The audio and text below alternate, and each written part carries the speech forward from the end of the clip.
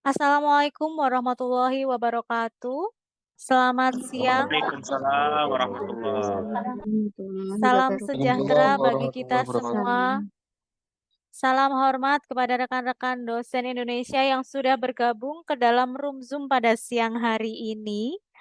Terima kasih banyak sudah meluangkan waktunya untuk bisa mengikuti kegiatan webinar yang diselenggarakan oleh Penerbit Publish Yogyakarta bekerja sama dengan duniadosen.com dan juga Sevima. Baik Bapak Ibu sekalian, dan yang tak lupa kami hormati pula kedua narasumber kita pada siang hari ini yang sudah bergabung ke dalam room Zoom kita saat ini. Narasumber kita yang pertama adalah Bapak Wahyudi Agustiono PhD. Selamat siang Bapak. Selamat siang, Mbak. Selamat siang teman-teman semuanya. Baik, terima kasih banyak Pak Wahyudi untuk waktunya bisa bersharing bersama pada siang hari ini. Dan juga untuk narasumber kita yang kedua ada Ibu Dr. Miguna Astuti, SSI, MM, MOS, CPM, CIRR. Selamat siang Ibu Miguna. Selamat siang lagi, Bu Rida. Wah, satu kali lagi dapat gelas. Iya. Terima kasih banyak Ibu Miguna sudah meluangkan waktu untuk bisa sharing dalam kegiatan webinar siang hari ini. Terima kasih juga, Ibu. Baik, Bapak Ibu sekalian, mari kita buka untuk kegiatan kita. Tema kegiatan kita pada siang hari ini adalah strategi meningkatkan capaian pembelajaran menyusun buku ajar berbasis RPS. Nah, pastinya ini sangat penting ya Bapak Ibu sekalian untuk kita rekan-rekan dosen Indonesia yang pastinya setiap semester mengampu mata kuliah pasti ingin pembelajarannya ini bisa optimal kepada mahasiswa-mahasiswa supaya ilmunya bisa dimanfaatkan dan juga dikembangkan oleh mahasiswa kita. Oleh karena itu, pada siang hari ini, Penerbit Publish menyelenggarakan tema ini untuk mensupport rekan-rekan dosen Indonesia agar nantinya bisa mengoptimalkan capaian pembelajaran tiap semester dan bisa memberikan sumbangsih menyebarluaskan ilmu kepada mahasiswanya secara lebih optimal lagi. Baik, langsung saja kita akan mulai karena pastinya ini sudah tidak sabar ya Bapak Ibu rekan-rekan dosen untuk menyimak paparan dari narasumber kita. Untuk narasumber kita yang pertama, beliau adalah Bapak Wahyudi Agustiono PhD yang nantinya akan menyampaikan materi bagaimana menyusun strategi nih meningkatkan capaian pembelajaran secara optimal. Ini langsung saja akan kami persilahkan kepada Pak Wahyudi untuk bisa menyampaikan materinya. Silakan Bapak. Baik, terima kasih, Mbak Rida ya, atas kesempatannya ini, mungkin kesekian kali saya, bersama, teman-teman dunia dosen ya. Baik, selamat siang Bapak Ibu sekalian, rekan-rekan dosen seluruh Indonesia ya. Semoga sehat selalu ya. Oke, saya akan mulai dulu, materi saya, tentang, strategi untuk, pemenuhan, capaian pembelajaran atau kalau di kurikulum sering kita menyebutnya, capaian pembelajaran lulusan ya. Sebenarnya nanti kita juga bisa breakdown menjadi capaian pembelajaran mata kuliah dan seterusnya. Tapi, apa ini intinya adalah, kita ingin, apa yang kita ajarkan itu memberikan mahasiswa satu, hasil ya atau outcome-nya. Baik, Bapak Ibu sekalian ini, saya kebetulan dari Sevima. Kita sudah ada di 950 kampus ya. Ada yang di paling utara ada Polnustar, nah paling timur ada Port Numbai, paling barat Aceh dan, Nusa Cendana ya. Nah, ini nama saya bisa di-googling nanti ya. Baik, saya sebagai Strategy Customer Success Advisor, tugas saya, memastikan atau sharing knowledge ya, tentang bagaimana, sebaiknya good university governance, yang itu dibangun tidak hanya dengan, apa itu, tata kelola sistem ya, tapi dengan, kesiapan manusia, pengetahuan, literasi, bagaimana seharusnya menjalankan itu, maka itu akan menjadi salah satu, komponen utama menciptakan good governance university ya. Ini latar belakang pendidikan saya Bapak sekalian ya, kebetulan saya di bidang IT, Satu saya di ITS, kemudian saya melanjutkan di Waseda, satu kampus dengan Jeremy Polin ya. Cuman beda nasib. Baik, ya. Saya juga saat ini sebagai dosen ya di Trunojoyo Madura, kemudian visiting professor di Alpha University College Malaysia untuk membimbing anak-anak PhD ya. Kemudian saya juga menjalankan sebagai research fellow saat ini yang sedang kita lakukan beberapa penelitian ya. Satu dengan Monash yang sedang berlangsung di bawah White Funding, kemudian dengan Newcastle Uni sama RMIT, funding dari Koneksi. Ya Allah, ya Allah. Ini the reason kenapa saya menyampaikan proyek saya, karena proyek saya ini bidangnya pertanian garam dan air ya. Nah ini kan jauh, kenapa orang itu bisa nyasar ya? Kita punya learning outcome yang bisa mensupport, maka kita bisa masuk. Jadi selama ini kita pengguna lulusan kadang-kadang bingung nih, kita butuh lulusan macam apa ya. Nah itu kalau tidak penting kamu belajar di mana, tapi kamu bisa apa begitu ya. Di tim saya itu kebetulan ada banyak orang ya, ada dari apa itu komunikasi publik, IT juga blended ya. Baik. Saya juga sebagai ini Bapak Ibu sekalian apa itu asesor di beberapa kesempatan ya. Ini tugas asesor saya di beberapa hal ya di Australia Awards, kemudian LPDP dan SPPI ya. Baik. Baik, ini agenda saya. Mungkin pertanyaannya apa, mengapa, dan ada apa dengan capaian pembelajaran dan kenapa harus kita kita repot-repot ya, gitu ya. Atau kenapa kita seminarkan hari ini ya, kan begitu ya. Oke, jadi CPL atau CP itu adalah janji kita nih ya. Kalau kita dari point of view kita sebagai apa provider pendidikan, kita ada janji kita ya. Janji apa Bapak sekalian? Janji bahwa nanti ketika kita mendidik adik-adik kita itu mereka punya apa pengetahuannya, mereka punya skill apa, dan mereka punya sikap kayak bagaimana. Ya. Nah ini yang harus mereka dapatkan ketika mereka lulus. Makanya capaian pembelajaran itu nanti bisa bermacam-macam. Ada yang perkuliahan, ada pendidikan atau program atau lulusan gitu ya. Sehingga nanti kategorinya akan beda-beda. Kalau misalnya capaian mata kuliah, maka yang kita ukur seberapa baik penguasaan adik-adik kita terhadap misalnya subjek 1, 2, 3 ya begitu ya. Intinya begitu ya. Jadi CP atau CPL atau apapun ya adalah janji kita. Yang itu bagaimana adik-adik lulus mahasiswa kita nanti mendapatkan apa itu istilahnya knowledge, skill, sama attitude ya.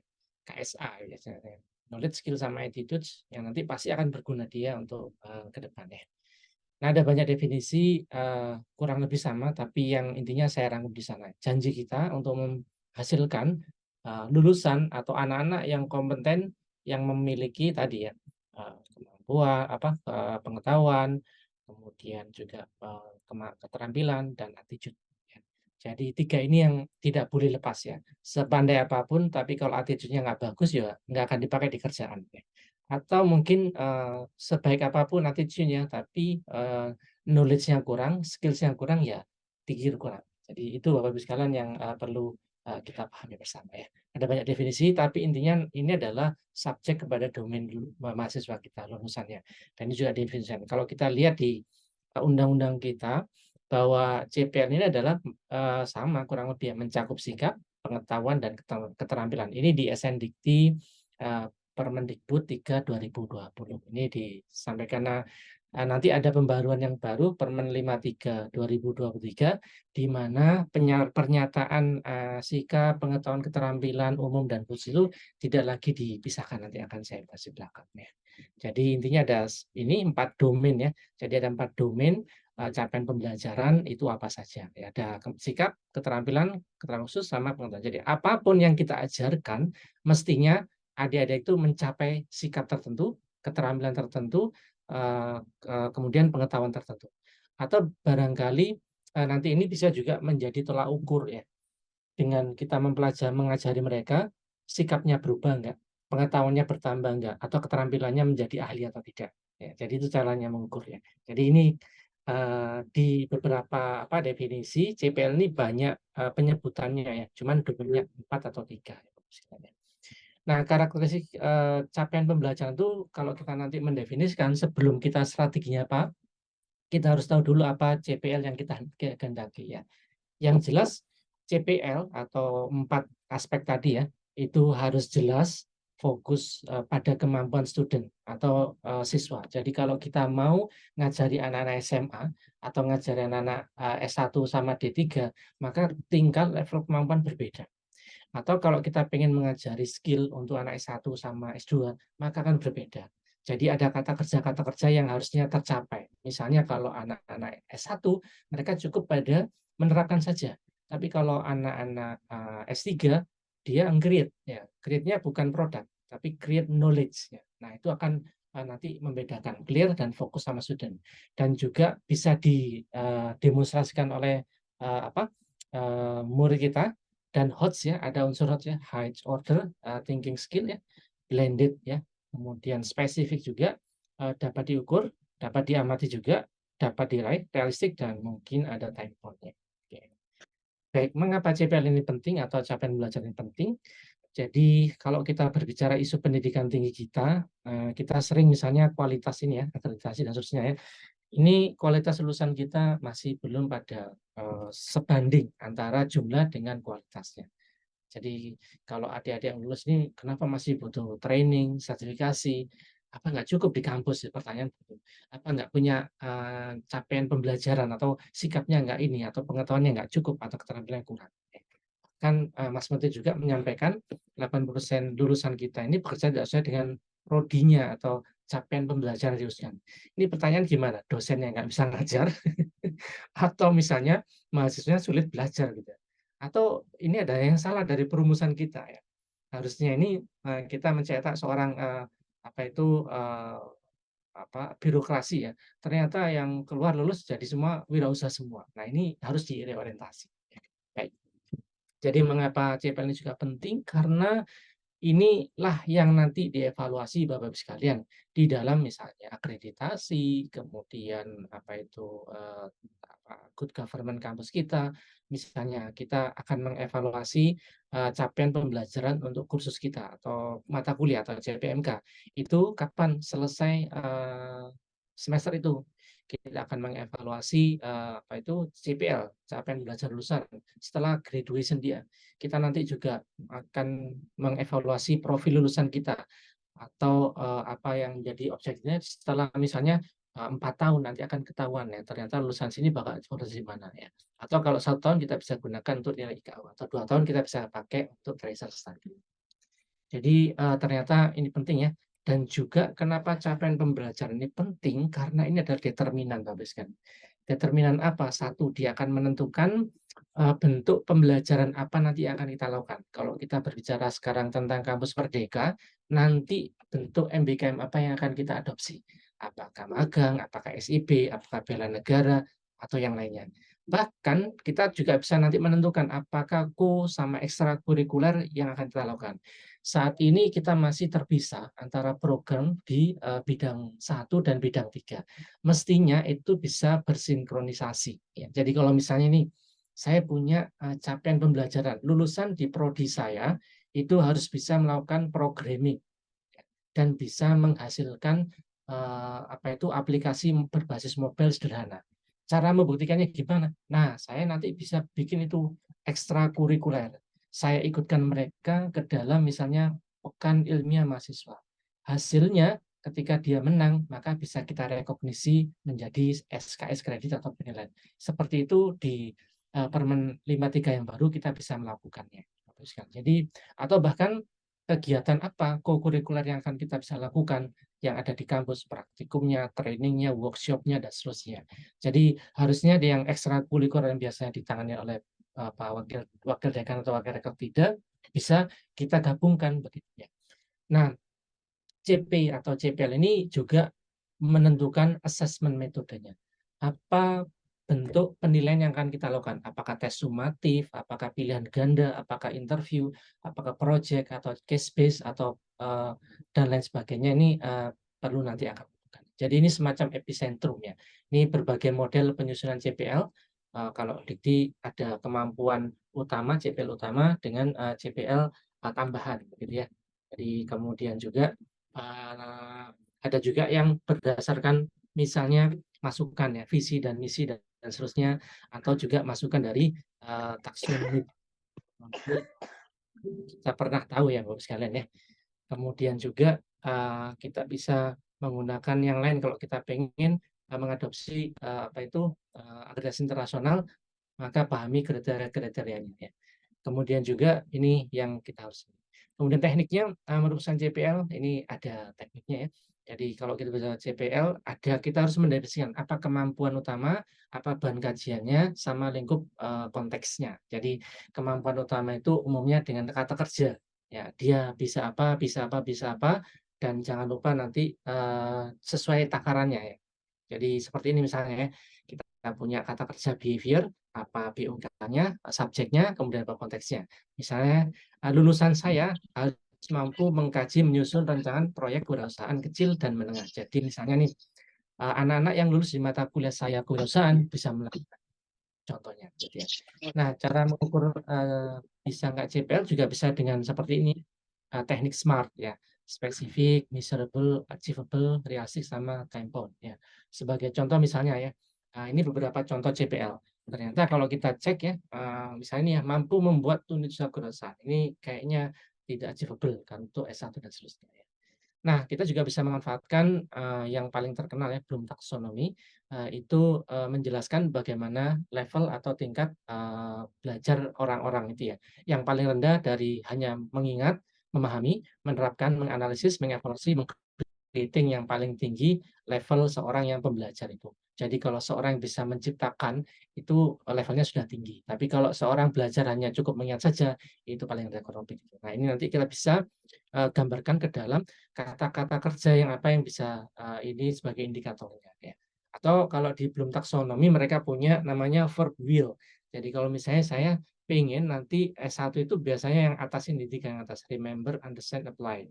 Tiga yang bawah ini umumnya untuk anak S3. Tapi ada juga yang create itu S1 itu juga bisa, tapi tidak create knowledge ya. Bisa create produk sederhana atau apa ya. Nah ini tergantung juga nanti prodinya Bapak sekalian. Tapi ini yang kita bisa gunakan. Atau kita bisa dengan taksonomi Finks juga sama ya. Nah ini kalau kita KKNI, misalnya S1 ya, S1 itu levelnya sampai apply. Jadi kalau nanti Bapak Ibu membuat CP, misalnya bisa melakukan analisis atau evaluasi atau meng-create sesuatu knowledge ya, maka itu tidak cocok untuk S1. Karena nggak bisa nanti ya. Sehingga nanti kalau kita menyatakan seperti ya, mampu melakukan apa dan seterusnya ya. Baik. Nah, mungkin nanti ada pertanyaan tuh. CPL kan tadi terdiri bisa pengetahuan, bisa keterampilan, sikap, sama keterampilan umum sama khusus ya. Nah, pertanyaannya apakah kalau pengetahuan itu harus dipenuhi dengan teori, Pak? Atau keterampilan harus dengan praktek ya? Ini saya mengambil filosofinya Ki Hajar Dewantara ya. Kalau kita berilmu tanpa adanya perbuatan atau praktik itu kosong ya. Tapi kalau kita hanya perbuatan tanpa ilmu nanti bisa melenceng atau pincang sekali. Artinya apa? Sebenarnya teori itu dapat digunakan juga sebagai pemenuhan skill ya. Sebaliknya juga orang-orang bisa mendapatkan teori, mendapatkan pengetahuan dari praktek ya. Kenapa? Karena kalau kita lihat tipe pengetahuan itu ada 4. Ada faktual, konseptual, prosedural, sama metakognitif. Pengetahuan yang prosedural metakognitif itu juga mengandung unsur praktik. Ya. Misalnya, saya bisa tahu caranya masak nasi goreng. Itu saya tidak hanya cuma tahu tentang bumbu-bumbu, tapi saya juga bisa tahu cara melaksanakannya. Nah, itu termasuk pengetahuan prosedural. Yang itu dengan mempelajari pengetahuan itu kita juga nanti bisa mendapatkan skill. Sebaliknya juga demikian. Jadi ini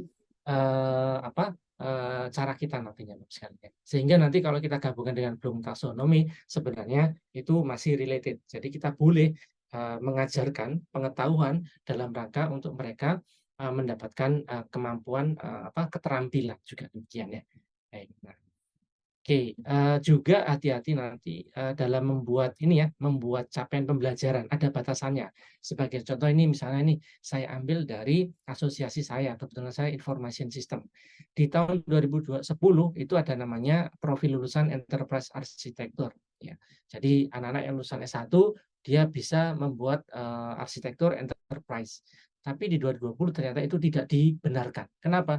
karena 2020 itu aplikasi IT enterprise arsitektur itu sudah semakin kompleks ya.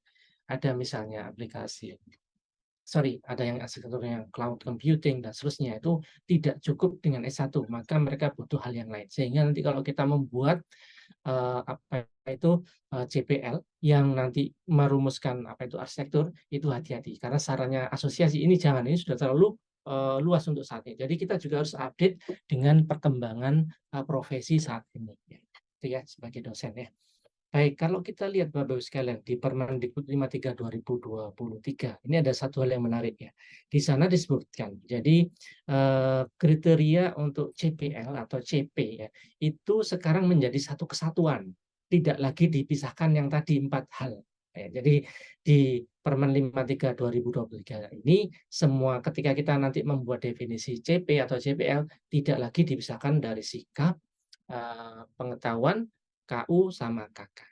Jadi ini perubahannya ya. Jadi perguruan tinggi bisa dapat meneruskan ini jadi satu terintegrasi. Sebagai contoh nih, saya kemarin mengisi tentang kurikulum ya. Kebetulan ada sebuah politeknik pariwisata. Mereka punya profil lulusan, setelah lulus anak ini harus menjadi entrepreneur di bidang wisata. Nah ini gimana nih orientasinya? Nah, coba orientasi sesuai dengan Permen 53 2023. Yaitu begini contohnya. Kita punya CPL 1, yaitu anak-anak yang lulusan di sini nanti satu, dia harus memahami itu kan konsep digital, itu kan pengetahuan. Ya. Atau di situ dia punya pemahaman, itu pengetahuan ya. Konsep digital tourism itu adalah subjek yang dia pahami, serta mampu menerapkan itu keterampilan ya. Pemikiran logis dan kritis itu bisa jadi sikap dalam merancang itu keterampilan ya, model desa wisata kompleksnya. Ya.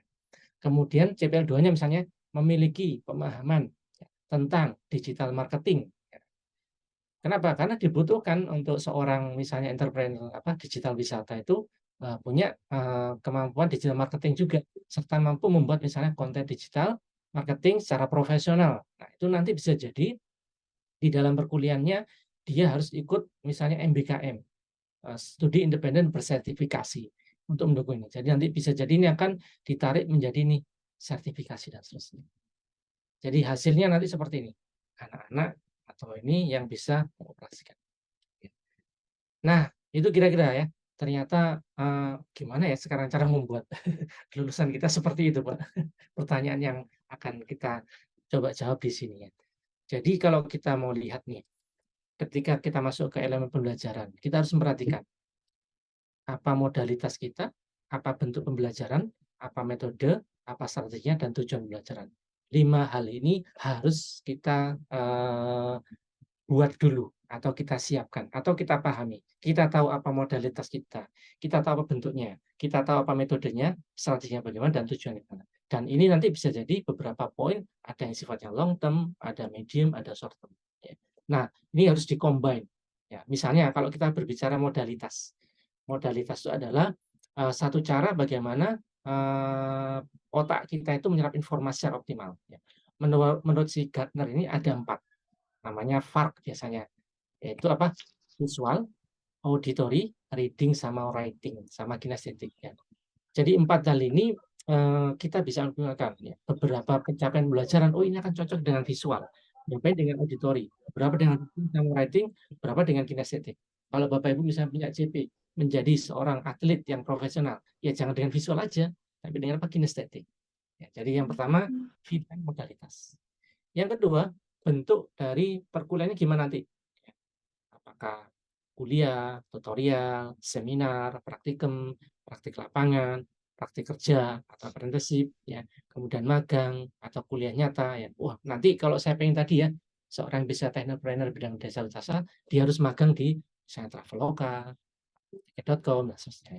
Atau bentuk yang lain misalnya, kewirausahaan, penelitian, perancangan atau pengembangan, pameran lokal karya. Ini semua di Permen 53 sekarang sudah diakomodasi. Jadi bentuk perkuliahan kita tidak harus di kelas. Dan lagi dengan Permen 53 itu sudah juga dibuat aturan tentang jam belajar kita. Tidak dijelaskan lagi satu SKS itu atau satu pertemuan ini SKS adalah 170 menit tidak. Tapi langsung dibuat dalam bentuk blok ya. Satu semester adalah 45 jam. Kamu pakai 5 kali pertemuan, sisanya magang, silahkan. Jadi salah satu pesan dari Permen 53, kita mempunyai keleluasan. Baik, saya teruskan ya. Model lain bisa jadi dengan pembelajaran mandiri boleh, electronic learning boleh, pembelajaran penuh makna atau meaningful ya, misalnya.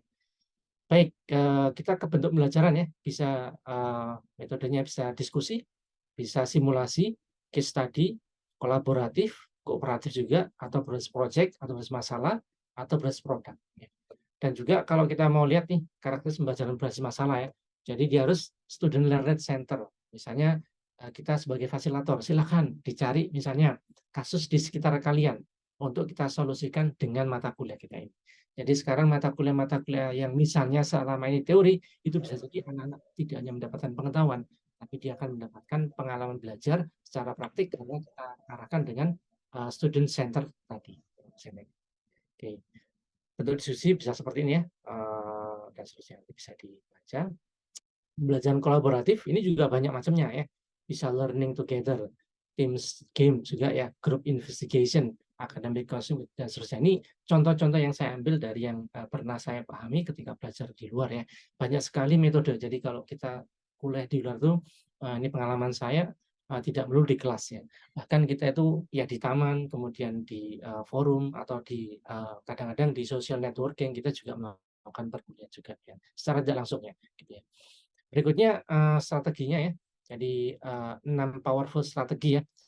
Ada ini dual, konvensional ya, elaboration. Ini yang biasa digunakan nanti Bapak Ibu silakan mana yang cocok tergantung CPL-nya. Saya bilang tadi atas kenapa CPL menentukan. Jadi kita nanti punya banyak pilihan ya.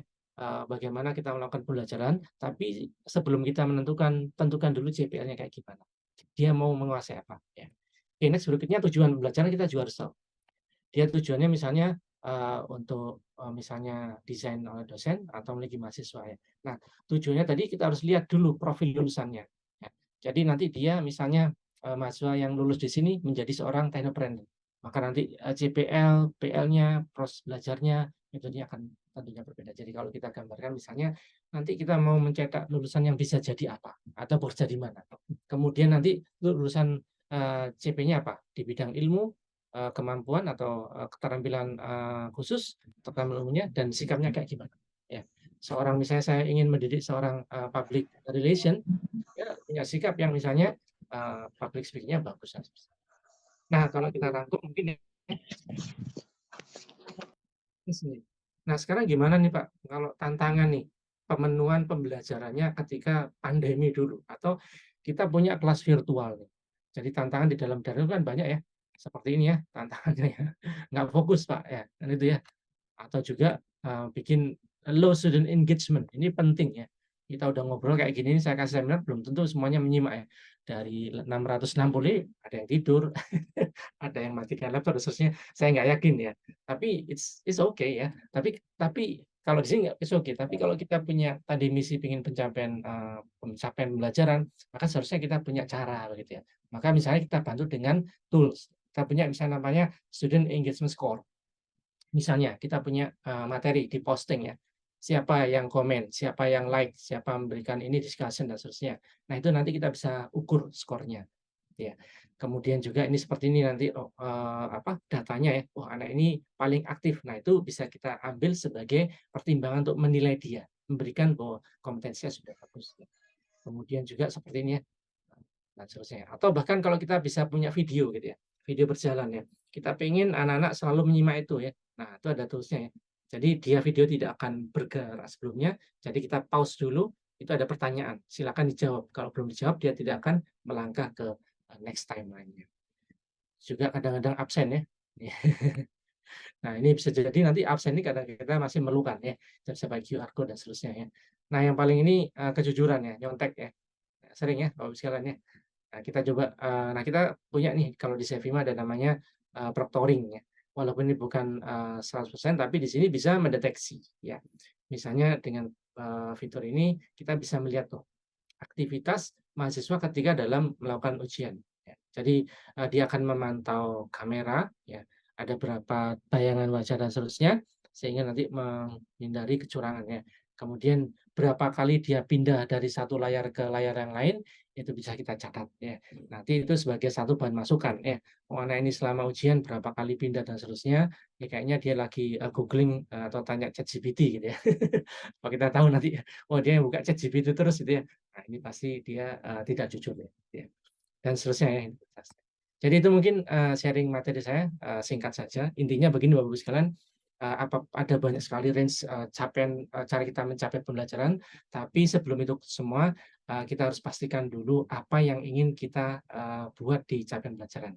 Tentang tadi anak-anak yang punya knowledge gimana, anak-anak punya skill gimana, anak-anak punya attitude gimana. Kalau di luar negeri itu biasanya capaian pembelajaran cuma disebutkan aja capaian belajar untuk undergraduate, capaian belajar untuk postgraduate sama doctorate. Begitu, terima kasih dari saya. Semoga bermanfaat sharingnya. Mungkin ada waktu 5 menit, saya bisa tanya jawab. Mbak Hidayah. Baik, terima kasih banyak Pak Wahyudi tadi sharingnya. Memang ketika kita menyusun materi pembelajaran pun kita juga harus mempersiapkan ya Pak ya, kemungkinan-kemungkinan yang tadi banyak sekali. Memang distraksi-distraksi ini tidak bisa kita hindari, tapi bisa kita antisipasi begitu ya Pak Wahyudi. Baik, untuk mempersingkat waktu untuk Bapak Ibu rekan-rekan dosen, peserta yang sudah bergabung dalam room Zoom ini, yang ingin bertanya, kami buka karena kebetulan Pak Wahyudi pukul 14.30 ada agenda lain, sehingga kita buka dulu untuk sesi tanya jawab. Baik, ini yang pertama kepada Ibu Tri Mutmainah. Silakan Ibu bisa menyampaikan pertanyaannya secara langsung, Ibu Tri Mutmainah. Iya, Assalamualaikum, Mbak. Pak, Waalaikumsalam warahmatullahi wabarakatuh. ini saya bertanya terkait tadi capaian pembelajarannya ya. Kalau semisal di mahasiswa kita itu, kalau kita mau membuat capaian pembelajaran kan itu secara umum ya untuk seluruh mahasiswa. Tapi kalau misalkan ada mahasiswa kita yang berkebutuhan, kalau misalkan berkebutuhan khusus secara dia disabilitas kan biasa menyampaikan surat keterangan ya, ada surat lampirannya. Tapi kalau di luar itu, apakah kita perlu memberi catatan terkait capaian pembelajarannya khusus untuk anak itu atau seperti apa ya, Pak ya? Terima kasih. Baik, terima kasih Bu Tri. Langsung saja nih Pak Wahyudi, silahkan. Ya, baik begini. Jadi kalau saya punya murid bermacam-macam, maka juga saya harus punya penggaris yang bermacam-macam untuk mengukurnya. Kalau saya punya misalnya murid gajah, monyet, sama penyu, maka ujiannya beda-beda ya. Gajah saya suruh misalnya makan ya, monyet saya suruh manjat ya, penyu saya suruh berenang ya. Tapi tidak saya samakan ya. Itu yang pertama. Yang pertama kita harus tahu dulu nanti karakteristiknya mahasiswa kita. Kemudian nanti kita akan uji mungkin untuk teman-teman yang special needs tadi takarannya akan berbeda atau dia punya spesifiknya di mana ya. Untuk beberapa capaian pembelajaran anak ini nanti akan lebih banyak knowledge yang lebih kuatnya Bapak Ibu sekalian ya, sehingga mungkin untuk praktikumnya tidak kuat nggak apa-apa. Jadi kalau kami sebetulnya saya juga profesional ya mencari tenaga kerja juga ya, talent ya. Saya kadang-kadang butuh anak yang tipenya 2 ya, dihadapkan dengan anak dari universitas atau dari Poltek Pak, atau dari vakasi ya. Kalau saya pengen cari anak yang mau saya ajak kerja, saya pilih dari vokasi. Tapi kalau saya pengen anak dari saya bisa ajak mikir dan bisa ngomong, saya dari universitas. Sama juga nanti Bapak Ibu sekalian ya. Jadi kita juga harus menyiapkan tadi selain apa nanti JPL-nya, kemudian apa metodenya, dan apa rubrik untuk mengevaluasinya. Nah, nanti akan dijelaskan mungkin yang di berikutnya dari RPS ya, sudah akan menyangkut rubriknya. Jadi ada banyak dimensi yang kita gunakan. Jadi tadi saran saya kita harus punya banyak penggaris ya, banyak cara untuk mengevaluasi mereka. Sukses faktor itu tidak boleh disamakan. Jadi adil itu harus sama ya, tapi adil harus proporsional sesuai dengan kemampuannya. Tapi begitu Bu Mutmainah ya, semoga bisa membantu ya. Oke, terima kasih banyak Pak.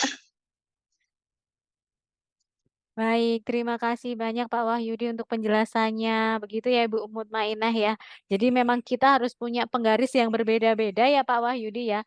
Karena pastinya karakteristik siswa mahasiswa kita ini berbeda-beda juga begitu. Jadi pastikan kita sudah mempersiapkan itu Bapak Ibu sekalian. Baik, ini selanjutnya ada Bapak Iwan Setiawan. Silakan Bapak Iwan Setiawan bisa menyampaikan pertanyaannya secara langsung. Baik, bismillahirrahmanirrahim. Assalamualaikum warahmatullahi wabarakatuh. Waalaikumsalam Mohon maaf warahmatullahi izin wabarakatuh. off cam. Yang mau saya tanyakan tadi karena agak sedikit terputus juga perihal pengetahuan atau capaian pembelajaran ya. Ada 3 hal tadi itu pengetahuan, keterampilan sama etika. Nah untuk alat ukurnya bahwa kita sebagai dosen telah berhasil ya memenuhi capaian pembelajaran tersebut yang misalkan dari pengetahuan alat ukurnya seperti apa, dari keterampilan apa, etika apa gitu ya. Itu alat ukurnya seperti apa, Pak? Mohon jawabannya. Oke, baik. Pak Iwan Setiawan. Ini pertanyaannya tentang alat ukurnya seperti apa ini, Pak? Sesuai dengan capaian masing-masing ini. Silakan Pak Wahyudi. Baik, terima kasih Pak Iwan ya. Pertanyaan sulit ya. Nanti saya jawab ini semoga tidak semakin geleng-geleng ya. Ya, semakin sulit semakin ngawur saya ini. Oke Pak. Jadi gimana cara kita membuat alat ukur sesuai dengan itu dimensi CPL yang kita akan penuhi ya gitu ya. Kalau pengetahuan gimana, kalau keterampilan gimana, kalau sikap gimana. Baik, kalau pengetahuan tentunya ada banyak opsi yang kita bisa lakukan. Misalnya satu dengan tes formatif, yaitu ya bisa pilihan ganda, tes tulis atau apa itu bentuk pengetahuan. Atau juga bisa kita ingin mengombine.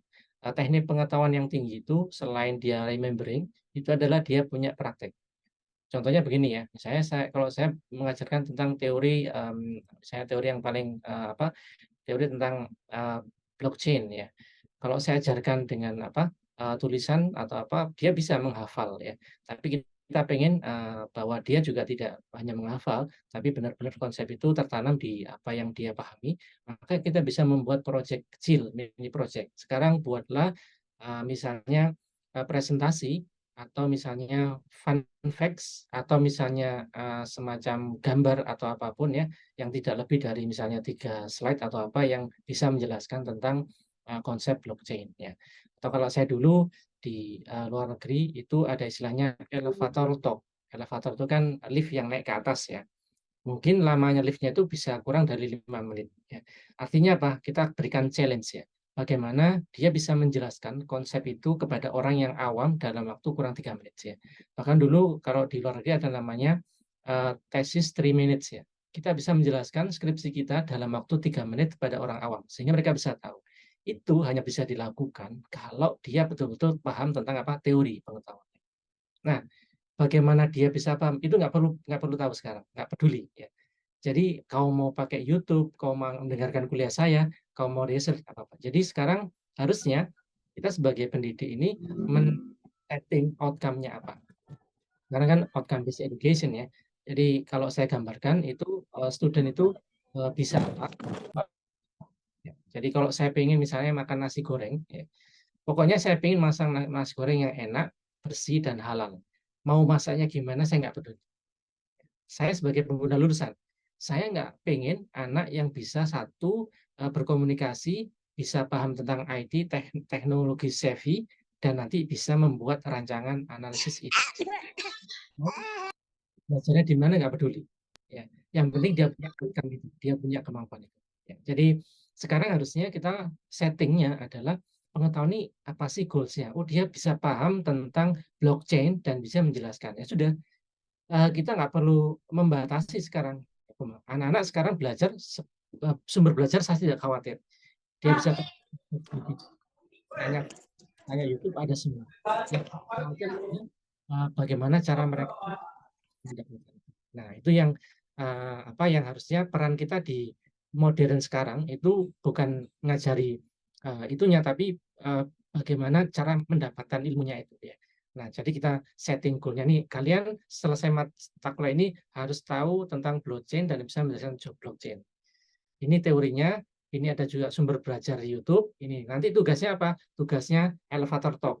Dalam waktu 3 menit kau bisa menjelaskan pada saya, atau gini, dalam waktu 3 menit kau bisa menjelaskan pada nenek kamu tentang blockchain.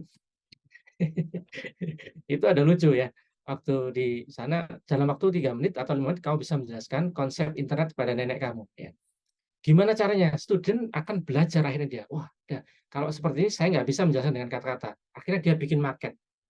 Dia bikin ini itu dan waktu betul 3 menit dia sukses ya. Artinya capaian kita terpenuhi, Pak. Jadi sekarang kita tidak melulu dengan di kelas, dengan ngajar 170 menit dan seterusnya, tidak. Karena kita tadi ya, di Permen sudah dilegalkan ya. Bapak cuma ngajar 5 pertemuan nggak apa-apa. Terus lebihnya gimana itu? Nah, silakan nanti dengan proyek. Yang jelas kita bisa mendemonstrasikan ini loh hasilnya. Saya ngajar di blockchain, dia bisa menjelaskan, orang satu RT dia paham, ya, walau dalam waktu 5 menit. Ya, gitu. Jadi kira-kira begitu gambarnya, mungkin bisa diadopsi di ilmu yang lain ya, manajemen apapun gitu ya. Intinya sih karena kita fokusnya pada outcome-nya. Bisa apa bukan belajar apa. Kalau dulu saya kuliah sama bapak saya tanya, "Kamu udah belajar apa enggak?" Kalau sekarang saya tanya anak saya, "Kamu udah bisa apa kamu kuliah di sini?" Gitu ya Bapak sekalian ya. Oke, baik. Terima kasih banyak penjelasannya nih Pak Wahyudi. Begitu Bapak Iwan Setiawan tadi apakah sudah cukup menjawab dari pertanyaan yang disampaikan? Cukup. Terima kasih Pak Wahyudi. Oke, baik. Terima kasih banyak. Mohon izin ini satu lagi ya Bapak, saya persilahkan penanya. Boleh ya Pak? Oke, baik. Ini kami persilahkan penanya terakhir untuk di sesi pertama ini kepada Ibu Juwitriani Alwi. Silahkan Ibu Juwitriani. Bismillah, terima kasih atas kesempatan yang telah diberikan kepada kami. Apa suara kami jelas? Jelas Ibu? Baik. Ada beberapa pertanyaan yang ingin kami sampaikan. Tadi sempat tampil di slide terkait CPL sikap dan kriteria keterampilan umum, yang mana itu kan sudah ditetapkan oleh SNDikti. Nah, yang ingin kami pertanyakan, apakah CPL sikap dan kriteria umum itu kita mengambil secara keseluruhan atau kita sekedar menyesuaikan dengan program studi masing-masing. Nah, kemudian pertanyaan yang kedua, apakah kita sebagai dosen itu menerjemahkan secara mandiri CPL ke dalam mata kuliah masing-masing? Itu saja mungkin yang ingin kami tanyakan. Terima kasih. Baik, terima kasih Ibu. Baik, terima kasih. Langsung saja nih Pak, mempersingkat waktu juga ini Pak Wahyudi. Silahkan. Baik, SNDikti itu Permen 3 2020 dengan hadirnya Permen 53 2023 artinya secara yuridis itu akan menggantikan Permen 3 dan secara konsekuensi juga artinya tidak harus digunakan. Tapi yang paling digunakan adalah KKN-nya, Bu. Ya, jadi Ibu boleh punya opsi itu mengambil beberapa sikap atau yang sudah ada di SNDikti boleh, tapi bahkan boleh menambahkan visi keilmuan atau misalnya visi misi kampusnya. Jadi dengan Permen 53 itu kita sekarang punya keleluasan. Ya. Jadi ini yang saya pahami tidak lagi harus dengan SNDikti, tapi sebenarnya SNDikti itu ya standar yang kita akan gunakan ya, standar yang umum ya. Jadi mau dipakai juga sebaiknya tidak apa-apa ya. Jadi kalau saya boleh saran, kalau nanti misalnya kerepotan ya, ini kayaknya kita sulit ini. Tapi ya beberapa standar harus diadopsi ya, misalnya ketuhanan dan sebagainya, karena itu adalah bagian dari kehidupan kita di Indonesia ya. Jadi itu yang pertama, nilai-nilai Indonesia boleh diambil, kemudian nilai lokal, kearifan lokal, atau misalnya visi keilmuan tetap diambil ya. Kalau bisa ya, misalnya seorang dokter itu pasti punya fakta integritas ya. Dan seterusnya itu mungkin ditambahkan nanti di CPL sikapnya yang tidak ada di prodi yang lain. Ya, misalnya seorang advokat itu pasti punya sikap yang mungkin dia harus miliki dan tidak harus bagi lulusan atau prodi yang lain. Sekalian ya. Itu ya, jadi boleh diambil atau dengan Permen 3 ini kita lebih luasa, tidak harus semuanya. Dan kalau bisa ditambahkan kekhasan, karena nanti itu akan menjadi penciri prodi Bapak Ibu sekalian. Yang kedua, apakah dosen? Pastinya iya, karena kita yang menentukan. Karena nanti kita akan berjanji ya, kita memenuhi. Jadi kita harus nanti menentukan, menerjemahkan, misalnya sikap jujur itu akan dipenuhi bagaimana. Sikap misalnya kerja keras dan misalnya teamwork itu dipenuhi dengan misalnya dengan kelompok belajar atau bagaimana. Jadi yang pertama boleh diambil semuanya, boleh tidak. Tapi kalau dengan permen yang baru tidak berlaku, artinya kita boleh tidak ambil semuanya. Ya, tapi kalau saya boleh menyarankan, ambillah value-value, nilai-nilai yang menjadi misalnya pemahaman kita bersama berkebangsaan. Itu harus ya. Dan kedua, tugas kita menerjemahkan ke dalam yang lebih tataran operasional. Bagaimana ini bisa dieksekusi, bisa dinilai dan di-achieve. Ya. Terima kasih. Baik, terima kasih banyak Pak Wahyudi ini penjelasannya. Jadi memang bisa kita mix match-kan lagi ya Pak ya, sesuai dengan kebutuhannya. Begitu. Yang paling penting kita bisa memenuhi KKNI ini. Begitu. Begitu Ibu Juwitriani, apakah sudah cukup jelas Ibu? Cukup jelas, Ibu. Terima kasih. Baik, terima kasih banyak. Untuk mohon maaf Bapak Ibu sekalian, karena keterbatasan waktu, karena Pak Wahyudi setelah ini juga ada kegiatan yang lain, jadi mohon izin untuk sesi tanya jawab yang pertama ini kami cukupkan hingga pertanyaan terakhir yang sebelumnya. Terima kasih banyak Pak Wahyudi untuk sharingnya, karena memang untuk meningkatkan capaian pembelajaran ini tidak hanya per semester saja, tapi memang apa yang kita janjikan kepada wali murid ya Pak, kalau kita bilang wali murid yang mempercayakan mahasiswa-mahasiswa kita berkuliah di kampus kita. Apa sih yang kita janjikan, lulusan kita nanti ingin jadi apa, itulah yang jadi perhatian kita semua ya Bapak Ibu sekalian. Baik, terima kasih banyak Pak Wahyudi untuk sesi sekali ini. Mungkin ada yang ingin disampaikan sebelum undur diri Bapak? Ya, terima kasih kesempatannya dan juga diskusinya Bapak sekalian ya. Semoga kita selalu bisa memberikan kontribusi ya. Kita tahu salah satu amanat kita, tugas kita adalah menciptakan lulusannya. Kalau kita pengen lihat value terdalam ya, ketika kita melihat lulusan kita itu bisa bermanfaat tuh ada sesuatu yang tidak terbayarkan ya. Karena mungkin kita sebagai dosen pernah merasakan ya, ketika di tengah-tengah ini Pak Yudi ya yang dulu killer ya. Ternyata gara-gara seperti ini saya jadi begitu Pak. Jadi misalnya aku sudah tidak marah katanya begitu ya. Jadi itu sebenarnya ini tugas mulia Bapak sekalian, jangan dilihat hanya sekedar menjabarkan sikap dan seterusnya. Kita betul-betul mencetak generasi ya. Bayangkan juga misalnya Bapak Ibu juga punya anak-anak yang sedang berkuliah, kemudian itu sedang ditangani para dosen, kira-kira kita pasti punya pengharapan yang sama ya. Jadi ketika kita meng-create tentang JPL atau nanti sampai RPS, bayangkan kita juga sedang menyiapkan untuk anak-anak kita sendiri ya. Terima kasih itu dari saya. Saya mohon izin undur diri. Saya live ya. Terima kasih. Assalamualaikum warahmatullahi wabarakatuh. Selamat sore semuanya. Waalaikumsalam warahmatullahi Waalaikumsalam wabarakatuh. warahmatullahi. Terima kasih Terima Pak kasih Wahyudi. Pak Wahyudi. Sampai jumpa di Sampai lain ketemu lagi. kesempatan Bapak. lagi. Baik. Terima kasih Terima banyak sekali kasih. lagi kepada Pak Wahyudi yang sudah menyampaikan sharingnya yang sangat bermanfaat dan memberikan semangat lagi bagi kita rekan-rekan dosen untuk bisa menyusun semua yang kita akan sampaikan kepada mahasiswa ini menjadi lebih baik lagi. Dan tadi pesan Pak Wahyudi yang terakhir adalah susun itu seolah-olah nanti anak kita yang akan menerimanya. Begitu ya Bapak Ibu sekalian. Seolah-olah itu untuk anak-anak kita ke depan. Baik, terima kasih banyak. Selanjutnya, yang tidak kalah penting ini ya Bapak Ibu sekalian ya, sudah tahu bagaimana menyusunnya, sudah menyusun CPL, kemudian RPS nantinya. Meskipun tadi sekilat ya Bapak Ibu sekalian ya, tips triknya dan juga masukannya, apa saja yang perlu diperhatikan. Selanjutnya kita ini akan membahas tentang bagaimana kita sudah punya RPS nih Bapak Ibu sekalian. Bagaimana menyusun implementasinya begitu ya. Ini kita lanjutkan kepada narasumber kita yang kedua. Ini kepada Ibu Dr. Miguna Astuti. Selamat siang Ibu. Selamat siang Bu Rida. Wah, pas sudah 3 kali selamat siangnya. Iya. Mau bagi gelas ya kita. Iya, habis ini dapat piring Siang, cantik, Bu. siang, luar biasa.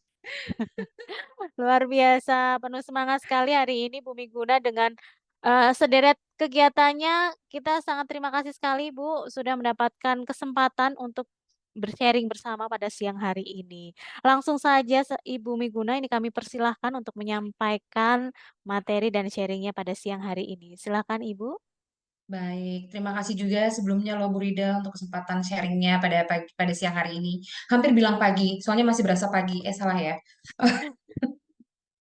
Baik, saya mohon izin share screen, mungkin bisa dibantu diinfokan apabila sudah terlihat ya Ibu Rida.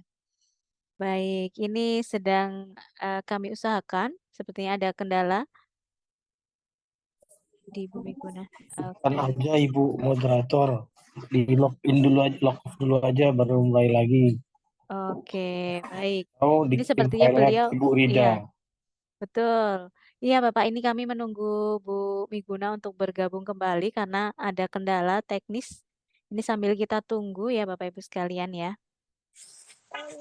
Oke, baik. Ini luar biasa sekali semangatnya rekan-rekan, Bapak Ibu, rekan-rekan peserta. Ini kami sampaikan untuk Bapak Ibu sekalian, nanti untuk rekaman dan juga materi akan kami share kepada Bapak Ibu sekalian yang sudah mengisikan absensi. Jadi pastikan nanti Bapak Ibu sekalian saat sesi tanya jawab, setelah sesi paparan dari Ibu Dr. Miguna Astuti, akan kami share link absensi dan bisa diisikan ya Bapak Ibu sekalian. Dan pastikan alamat emailnya sudah benar dan juga nomor WhatsApp-nya sudah lengkap karena kendala dari tim admin di beberapa kali kegiatan itu tidak bisa mengirimkan atau gagal terkirim yang akhirnya Bapak Ibu sekalian yang harus menghubungi tim kami begitu. Baik, ini sambil kita menunggu Ibu Dr. Miguna Astuti untuk bergabung kembali. Ini akan kami persilakan terlebih dahulu dari tim Public Relation Penerbit Republish untuk bisa menyampaikan informasi terkait program dan juga penerbitan buku melalui penerbit Republish. Baik, kepada Mbak Anita, silahkan kami persilahkan Mbak. Baik, terima kasih atas waktunya, Mbak Rida. Mohon izin untuk share screen, Bapak Ibu. Apakah sudah terlihat untuk PPT-nya? Oke, sudah. Baik, Assalamualaikum warahmatullahi wabarakatuh. Selamat siang, salam sejahtera untuk kita semua. Selamat siang, Bapak dan Ibu peserta webinar pada siang hari ini. Semoga Bapak Ibu dalam keadaan sehat tanpa kurang suatu apapun. Mohon izin untuk memperkenalkan diri. Perkenalkan, saya Anita dari penerbit Republish. Mohon izin untuk memperkenalkan dan juga menginformasikan terkait beberapa program yang sedang berjalan di penerbit Republish. Baik, jadi untuk penerbit Republish sendiri merupakan salah satu penerbit self-publishing atau penerbit mandiri, di mana kami memang memfokuskan penerbitan buku untuk buku-buku pendidikan dan khususnya adalah buku-buku perguruan tinggi seperti itu. Adapun kami di sini hadir sebagai salah satu mitra yang dapat mendukung Bapak dan Ibu dosen yang ingin mengimplementasikan Tridharma perguruan tinggi dalam bentuk penerbitan buku seperti itu. Kemudian kami juga kebetulan berlokasi di Yogyakarta, tepatnya di daerah Sleman. Kemudian mengapa memilih penerbit buku Republish? Jadi penerbit Republish sendiri selama kurang lebih 13 tahun berdiri, kami telah membantu sekitar lebih dari 5.000 penulis di seluruh Indonesia dan juga telah menerbitkan buku lebih dari 11.000 judul. Dan ada pun beberapa keunggulan dari penerbit Republish sendiri, yaitu diantaranya kami merupakan salah satu penerbit buku yang sudah terdaftar di Perpusnas, sehingga kami telah memiliki ISBN dan juga EISBN resmi. Kemudian kami juga sudah merupakan anggota aktif dari IKAPI sejak tahun 2012 dan selalu diperpanjang sampai dengan saat ini. Dan ini Bapak Ibu adalah beberapa penghargaan yang telah diraih oleh penerbit Republish, diantaranya pernah menjadi penerbit percontohan Kemenparekraf, kemudian juga pernah menjadi penerbit terbaik yang mendapatkan penghargaan dari Perpusnas, kemudian kemarin yang terakhir ini 3 dari 6 pemenang itu merupakan penulis dari Dipublish, yaitu diantaranya salah satunya juga menjadi terbaik pertama pada pustaka terbaik kategori stunting. Kemudian ini adalah beberapa bentuk pelayanan dari penerbit Dipublish. Yang pertama tentunya ada penerbitan buku, baik cetak maupun digital atau e-book. Kemudian juga kami ada layanan parafrase, jadi ketika Bapak dan Ibu memiliki naskah, namun masih dalam format KPI, bisa dibantu untuk diubahkan untuk menjadi format buku seperti itu. Kemudian juga kami bisa bekerja sama juga dalam bentuk workshop atau webinar, kemudian ada percetakan buku, reviewer, kemudian pengajuan HKI, dan juga chat plagiarisme. Dan ini mungkin yang ditunggu-tunggu Bapak Ibu pada bulan November ini, penerbit Dipublish sedang ada promo, dan promonya juga promo yang paling ditunggu-tunggu nih untuk Bapak Ibu penulis, Bapak Ibu adalah promo Dipublish Express Deal. Jadi promo penerbitan buku hanya dalam 1 bulan saja. Dan di sini kebetulan untuk promo ini terbatas hanya untuk 100 naskah ya, dan saat ini juga sudah stok, sudah kuotanya sudah tinggal sedikit ya. Jadi Bapak dan Ibu yang mungkin memiliki naskah dan ingin segera menerbitkan buku dengan biaya yang lebih terjangkau dan lebih cepat, bisa langsung saja untuk mengambil promo dari kami seperti itu.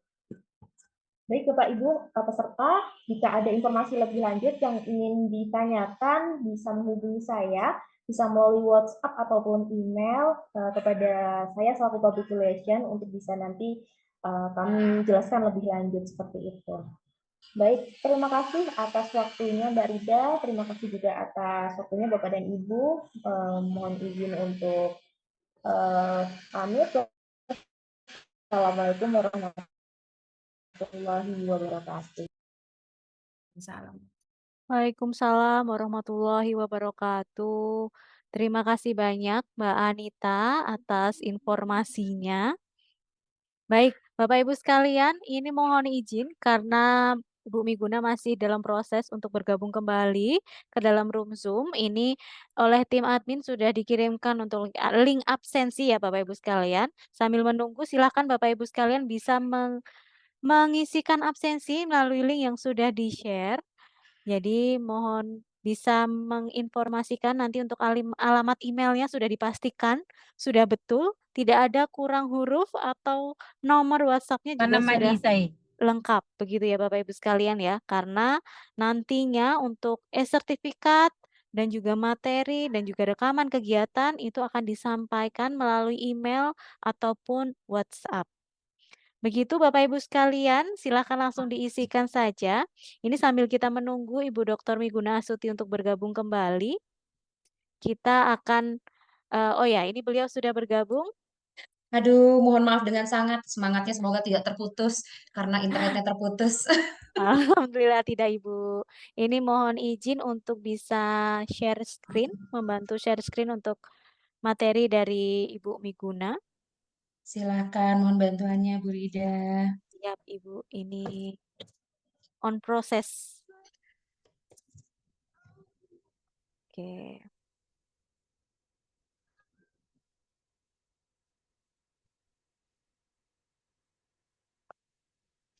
Baik, apakah sudah terlihat Bapak Ibu sekalian, Bu Miguna?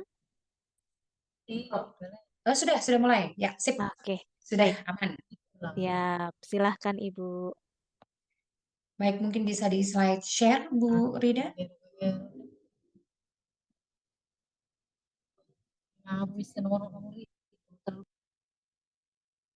Baik. Baik, Assalamualaikum warahmatullahi wabarakatuh. Selamat siang menjelang sore. Bapak Ibu sekalian, semoga semangatnya tetap menyala walaupun tadi internetnya sempat tidak menyala sementara. Mohon maaf untuk itu. Mohon silakan dibantu diklik-klik saja karena ini ada image, ada animasinya Bu Rida. Jadi pada siang hari menjelang sore hari ini kita akan fokus diskusi terkait strategi penulisan buku ajar yang berbasiskan kepada RPS. Silahkan dilanjutkan Bu Rida. Baik, sedikit mengenai saya, nama saya Miguna Astuti, nggak panjang-panjang gitu ya. Jadi saya selain sebagai dosen, saya juga adalah peneliti seperti kebanyakan Bapak Ibu semua yang ada di sini. Selain itu juga pastinya penulis buku, kemudian marketing consultant. Saya juga adalah seorang entrepreneur, alhamdulillah sebagai lecture ambassador juga atau dosen ambassador, dan pastinya adalah seorang, kalau kita bilangnya itu apa ya? Em, eh, yang sering memberikan community service ya, pengabdian kepada masyarakat. Nah, ini juga adalah salah satu. Kalau mau lengkap-lengkap mengetahui mengenai saya seperti Instagram saya dan kemudian email dan lain sebagainya bisa di-scan di barcode ini nanti di PPT. Silahkan. Boleh lanjut Bu Rida?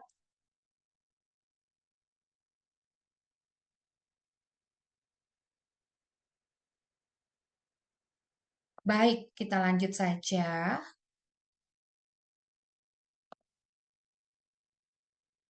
Oke. Silakan Bu Rida. Nah, ketika kita berbicara mengenai buku ajar, sebelum kita diskusikan nih teman-teman, bagaimana kita menuliskan atau menyusun buku ajar, baiknya kita mengetahui terlebih dahulu apa sih karakteristik dari buku ajar itu sendiri. Jadi yang membedakan dengan monograf dan buku referensi adalah buku ajar itu, selain kita bisa menyusunnya dari hasil penelitian kita, boleh juga buku ajar ini kita susun berdasarkan hasil pemikiran atau hasil kajian-kajian dari berbagai referensi yang ada di luar sana terkait bidang keilmuan kita. Nah, ini adalah salah satu karakteristik utama dari buku ajar yang membedakan dengan buku referensi dan monograf yang lebih ke arah penelitian. Kemudian di buku ajar, ini disusun dengan menggunakan landasan pola belajar yang terstruktur dan fleksibel. Jadi ada tujuan pembelajaran. Karena itu memang paling sederhana dan paling mudah ketika kita menyusun buku ajar itu berdasarkan dari RPS yang sudah kita miliki. Karena pastinya di RPS tadi sesuai yang disampaikan oleh Pak Wahyudi sudah punya tujuan pembelajaran untuk masing-masing perkuliahan. Kemudian pastinya buku ajar ini kalau ingin diakui, terutama teman-teman yang untuk kenaikan jabatan fungsional, untuk BKD dan lain sebagainya, ini pastinya harus diterbitkan dan disebarluaskan, notabene gitu ya, ber-ISBN. Kemudian memenuhi kaidah buku teks dan fokus pada cabang ilmu tertentu. Nah, ini yang sedikit juga membedakan dengan buku referensi. Jadi kalau buku referensi berbicara mengenai satu bidang ilmu yang luas dan umum, sedangkan kalau buku ajar itu sudah spesifik ke cabang ilmunya tertentu, teman-teman yang teman-teman apa ya, kepakaran dari teman-teman sekalian gitu ya. Kemudian lingkup penggunaan untuk buku ajar ini bisa digunakan sebagai referensi untuk penelitian, kemudian bisa juga digunakan untuk referensi pengajaran dan juga proses pembelajaran. Dapat dibuat citasi dan ditulis. Kemudian silahkan Bu Rida boleh dilanjutkan. Ini ada beberapa karakteristik buku ajar yang sangat luar biasa umum sebenarnya Bapak Ibu.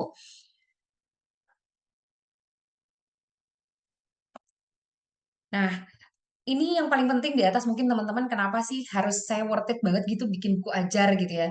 Teman-teman pertama itu bisa menunjang kita mengajar, kedua untuk BKD ini teman-teman bisa klaim sampai dengan 5 SKS kalau sesuai dengan POBKD yang terakhir. Kalau kita mau klaim untuk jabatan fungsional, kenaikan jabatan fungsional itu kita bisa klaim sampai dengan 20 angka kredit. Jadi lumayan nih nilainya. Nah, gimana sih kita menyusun buku ajar? Apa-apa saja sih bagian-bagian dari buku ajar? Jadi seperti halnya umumnya buku ajar, buku itu ada bagian luar dan ada bagian dalam. Di bagian luar itu pastinya ada cover depan dan cover belakang yang terlihat gitu ya, dan punggung buku. Sedangkan bagian dalam buku itu terbagi menjadi 3, bagian pendahuluan atau kita bilangnya preliminaries, bagian isi utama gitu ya, yang konten utama, dan terakhir adalah postliminaries atau yang kita sering lebih umum bahasanya adalah penutup. Boleh lanjut? Baik. Nah, gimana sih kita sekarang menyusun buku ajar berbasiskan RPS dengan memperhatikan kaidah tadi komponen-komponen dari buku ajar. Silahkan ini. Nah, ini adalah salah satu contoh buku ajar yang saya susun berdasarkan RPS mata kuliah manajemen retail nih Bapak Ibu. Jadi judulnya adalah manajemen retail, konsep dan strategi. Boleh dibantu next langsung saja. Nah, mungkin ini teman-teman bisa cek and recheck lagi. Ini salah satu RPS atau rencana pembelajaran semester yang pernah saya susun bersama dengan tim gitu ya terkait mata kuliah manajemen retail. Di sini ada capaian mata kuliahnya, apa saja yang harus dijelaskan untuk materi-materinya. Boleh lanjut Bu Rida. Nah, kemudian ada deskripsi singkat mata kuliah, materi pastinya dari CP tadi dan pustaka. Nah, ini teman-teman boleh dicek and recheck. pastikan kalau ketika teman-teman nantinya nih buku ajarnya ini sudah selesai, insya Allah ya selesai kegiatan seminar hari ini, teman-teman jadi terinspirasi menyusun buku, langsung selesai, jangan lupa bukunya dicantumkan di dalam RPS. Mengapa? Karena kalau tidak, maka Bapak Ibu belum memenuhi kaidah karakteristik buku ajar tadi yang disampaikan di awal, bahwa bukunya teman-teman itu digunakan untuk materi atau proses pembelajaran. Jadi silahkan dicantumkan di sini. Mau sebagai referensi utama silahkan di mata kuliahnya masing-masing, atau sebagai referensi pendukung pun silahkan. Boleh lanjut, Bu Rida? Oke, nah ini saya contohkan nih, teman-teman, dari RPS yang ada. Mungkin kalau per universitas atau per prodi punya bentuk RPS yang berbeda-beda, mungkin susunan kolomnya minggu keberapanya itu posisinya di mana, kemampuan akhir yang diharapkan itu posisinya di mana, indikator capaian, bagaimana ketercapaian indikator itu posisi kolomnya di mana, itu mungkin berbeda-beda gitu ya. Tapi yang pasti semua kolom ini pasti ada. Misalkan ada minggu keberapa pertemuan, kemampuan akhir yang diharapkan atau tujuan pembelajaran atau capaian pembelajaran yang diharapkan apa, itu pasti ada. Bahan kajian, pokok bahan kajian yang dibahas per mata kuliah atau per pertemuan juga pasti ada. Kemudian metode pembelajarannya dan tugas-tugas dan lain sebagainya, termasuk sampai dengan persentase penilaian atau bobot penilaian. Nah ini teman-teman mungkin kalau misalkan nanti teman-teman punya lengkap nih RPS-nya, ini saya potong teman-teman, harusnya sampai ada 9 kolom. Harusnya ketika kita menyusun modul itu seluruh 9 kolom ini semua tercantum dalam buku kita.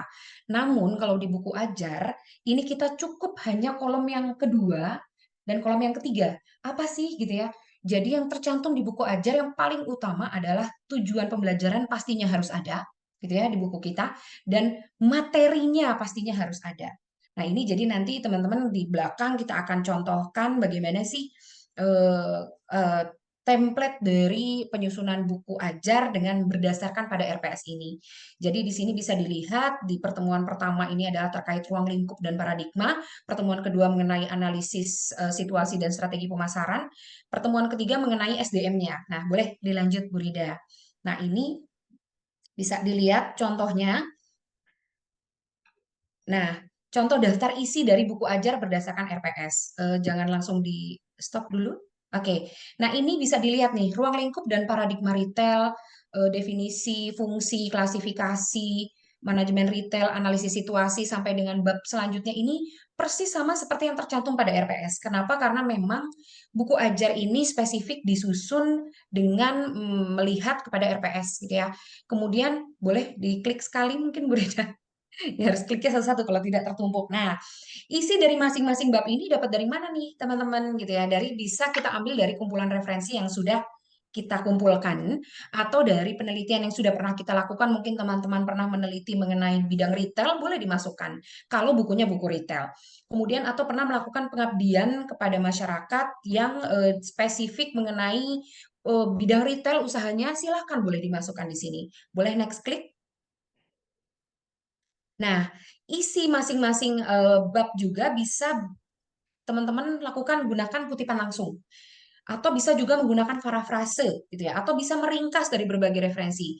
Dan kalau teman-teman mau bukunya itu banyak dikutip, ya ini ada salah satu tips and tricks gitu ya.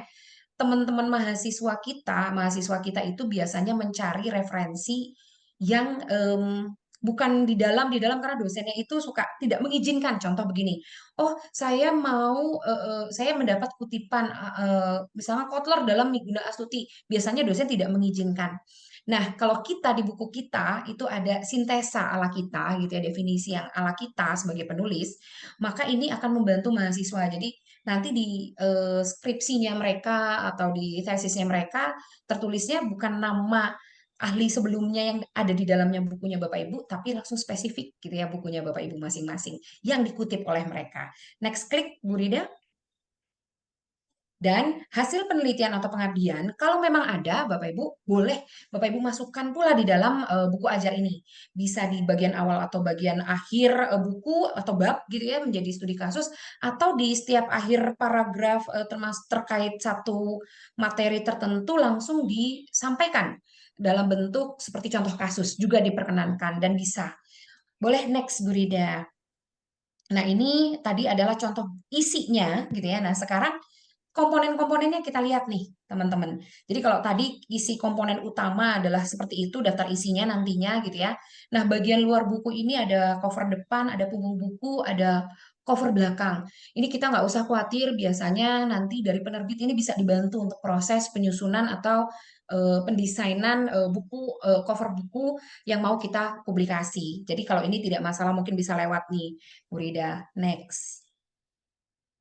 Nah, sekarang bagian dalamnya nih, teman-teman. Seperti apa nih bagian dalam itu tadi terbagi menjadi 3. Ada preliminaries, ada isi utama gitu ya, dan ada kemudian penutup atau post liminaries.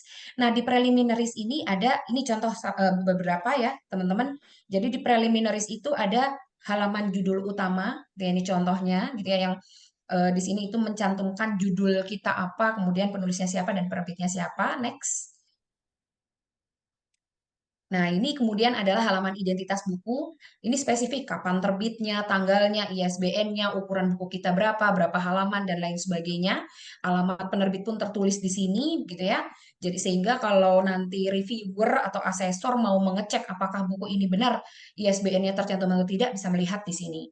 Kalau memang ternyata di cover belakang tidak tertulis gitu ya. Makanya tadi di cover belakang biasanya mencantumkan juga nih ISBN. Kenapa? Untuk mempermudah reviewer pada saat nanti kita mau melakukan pengajuan jabatan fungsional. Silakan next, Bu Rida. Nah, tadi sudah ada halaman judul utama, ada halaman identitas buku.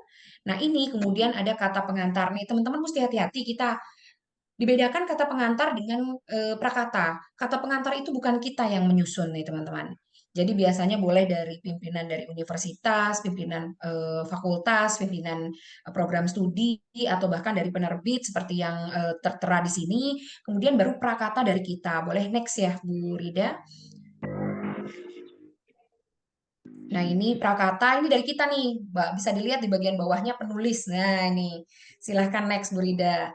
Lewat aja lah, prakata kita masing-masing pasti punya kata-kata indah di dalam diri sendiri gitu ya, yang bisa kita cantumkan ke dalam buku kita. Nah, next adalah bagian, ini masih preliminaries nih, Bapak Ibu. Jadi termasuk daftar isi, tadi sesuai konten yang tadi di awal yang saya ambil dari RPS, ini saya masukkan nih ke daftar isi. Ini jadi outline saya nih ketika menulis buku di awal. Biasanya ini mempermudah kita, kenapa? Ya kita cari definisi-definisi manajemen retail, kita compile gitu ya. Fungsi-fungsi manajemen retail apa saja kita compile dari berbagai referensi, sehingga mempermudah nih kalau kita sudah punya outline.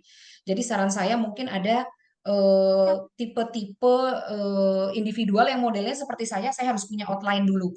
Baru kalau sudah punya outline, enak nih langsung ngumpulinnya gitu. Tapi ada juga mungkin yang agak sedikit berbeda, isi dulu kemudian baru di daftar isikan. Itu silahkan saja.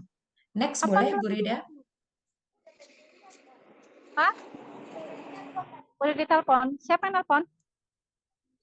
Ustaz. Oke. Di dalam aja, Pan. Akan tunggu di tempat Ustaz Pujinya. Sendiri apa? Oke. Ini sepertinya ada yang ini nih semangat sekali sepertinya sampai ikut coret-mencoret. Ini halaman persembahan, ini tidak semua buku punya ya Bapak Ibu. Jadi ini tergantung kita. Kalau memang kita merasa kita mau memberikan ucapan terima kasih kepada siapa, kemudian acknowledgement kepada siapa. Namun Bapak Ibu, saya sarankan untuk berhati-hati karena sekarang ini untuk pengajuan ISBN kepada Perpusnas itu memang ada beberapa kriteria dan kemudian ada beberapa syarat-syarat yang memang harus dipenuhi ketika buku itu mau diajukan supaya bisa dapat ISBN. Jadi kalau misalkan ternyata di dalamnya itu ada komponen-komponen yang menurut Perpusnas ini tidak boleh dicantumkan di dalam buku kita, ISBN kita bisa tidak terbit. Saran saya ketika proses ini diskusi dengan penerbit, misalkan contoh di sini pastinya dengan dipublish, diskusi Bapak Ibu, kira-kira komponen mana yang perlu misalkan ditiadakan sehingga mempermudah proses kita mendapatkan ISBN. Ini harus dicek and recheck dan kemudian didiskusikan nih Bapak Ibu. Penting sekali. Next boleh Bu Rida? Oke. Ini untuk isi-isi yang tadi preliminary saya tidak terlalu fokus ya Bapak Ibu. Kenapa? Karena kan itu kan kata-kata kita saja ya, kayak ucapan terima kasih, kemudian tadi kata pengantar, prakata dan lain sebagainya. Saya izin fokus kepada bagian isi utama. Nah, ini ketika kita sudah menyusun tadi contoh adalah definisi. Bab 1 yang saya mau tulis adalah misalkan ruang lingkup paradigma dan retail. Bapak Ibu, yang harus diperhatikan ketika di bagian isi ini ada beberapa komponen yang membuat buku kita bisa diklaim sebagai buku ajar. Ini adalah beberapa. Boleh diklik-klik-klik sampai semua kotaknya keluar, Bu Rida. Ya, sip. Nah, ini pertama ada komponen bab. Nah, ini bab berapa? Bab 1 atau bab 2 atau bab 3. Judul babnya apa? Oh, judul bab satunya adalah ruang lingkup dan paradigma retail. Silahkan Bapak Ibu, pastikan ada bab dan judul bab. Nah, kemudian sebelum kita lanjut ke isi dari bab 1 ruang lingkup dan paradigma retail ini, gitu ya, pastikan Bapak Ibu menuliskan pendahuluan. Di dalam buku ini spesifik ada tertulis prolog. Mengapa saya sampaikan prolog? Agar tidak pertama mengurangi plagiarisme karena kebanyakan pakainya pendahuluan gitu ya. Atau ada juga beberapa buku saya yang bahkan tidak ada tulisan prolog, tidak ada tulisan pendahuluan, kosongan saja. Jadi langsung kalimat saja gitu ya. Nah, ini ada juga yang seperti itu dan itu diperbolehkan Bapak Ibu. Nah, ini di sini ada beberapa komponen yang harus wajib Bapak Ibu cantumkan ke dalam pendahuluan. Mengapa? Ini mempermudah reviewer ketika membaca apakah buku ini adalah buku ajar atau bukan. Yang pertama adalah relevansi. Nah, kenapa sih bab terkait ruang lingkup dan paradigma retail ini penting untuk dipelajari? Nah, ini dijelaskan kaitannya dengan kondisi ekonomi saat ini, mungkin misalkan kondisi bisnis sektor bisnis retail sekarang ini seperti apa, persaingannya dan lain sebagainya. Cantumkan di sini, berikan narasi secara singkat mengapa orang itu harus membaca dan mempelajari mengenai ruang lingkup dan paradigma retail. Ini adalah relevansi sampai orang harus membaca buku kita. Yang kedua, yang juga harus ada adalah deskripsi singkat dari isi materi yang tercantum di dalam bab ini. Jadi di sini bisa dilihat di dalam kolom, di dalam kotak yang berwarnanya ungu gitu ya.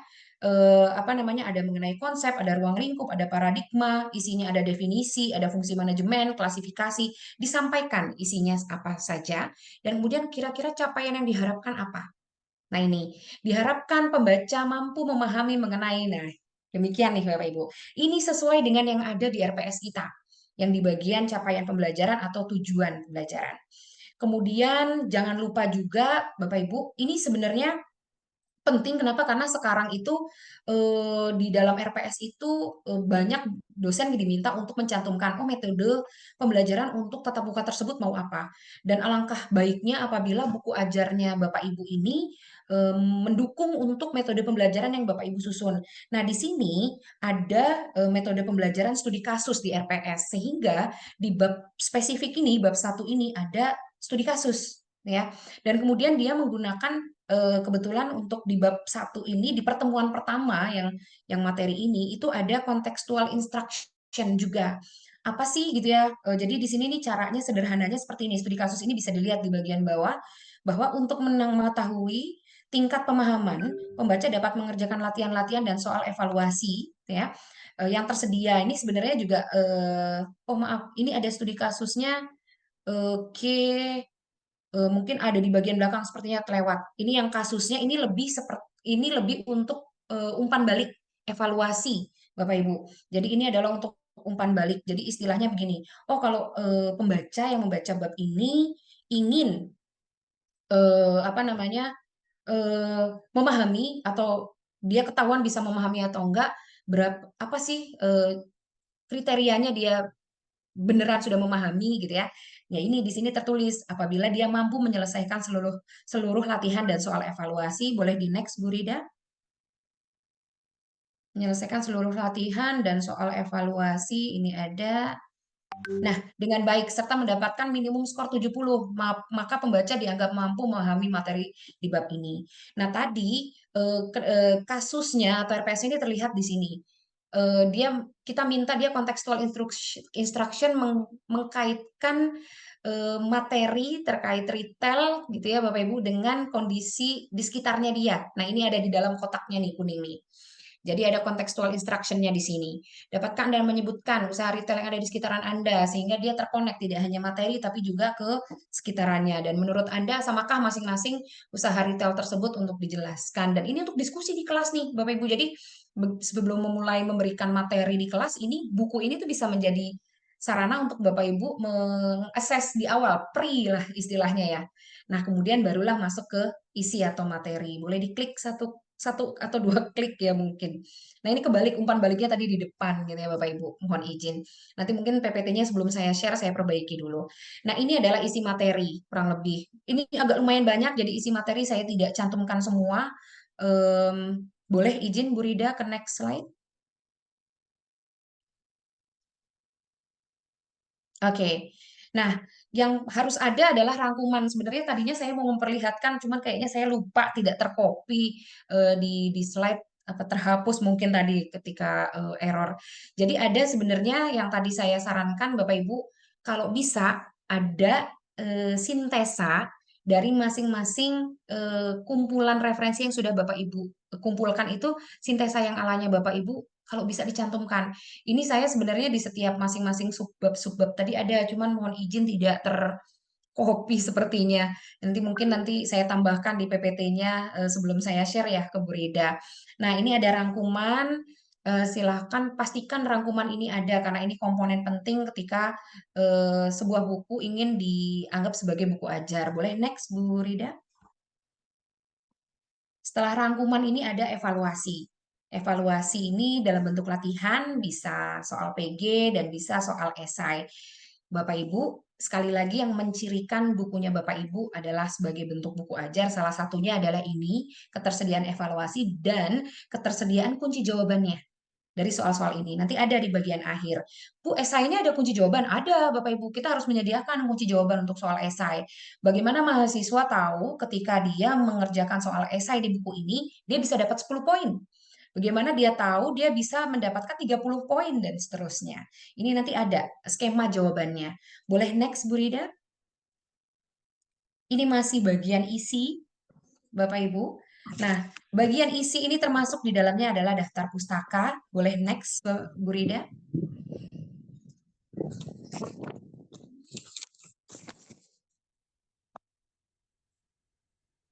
Boleh di next, Bu Rida?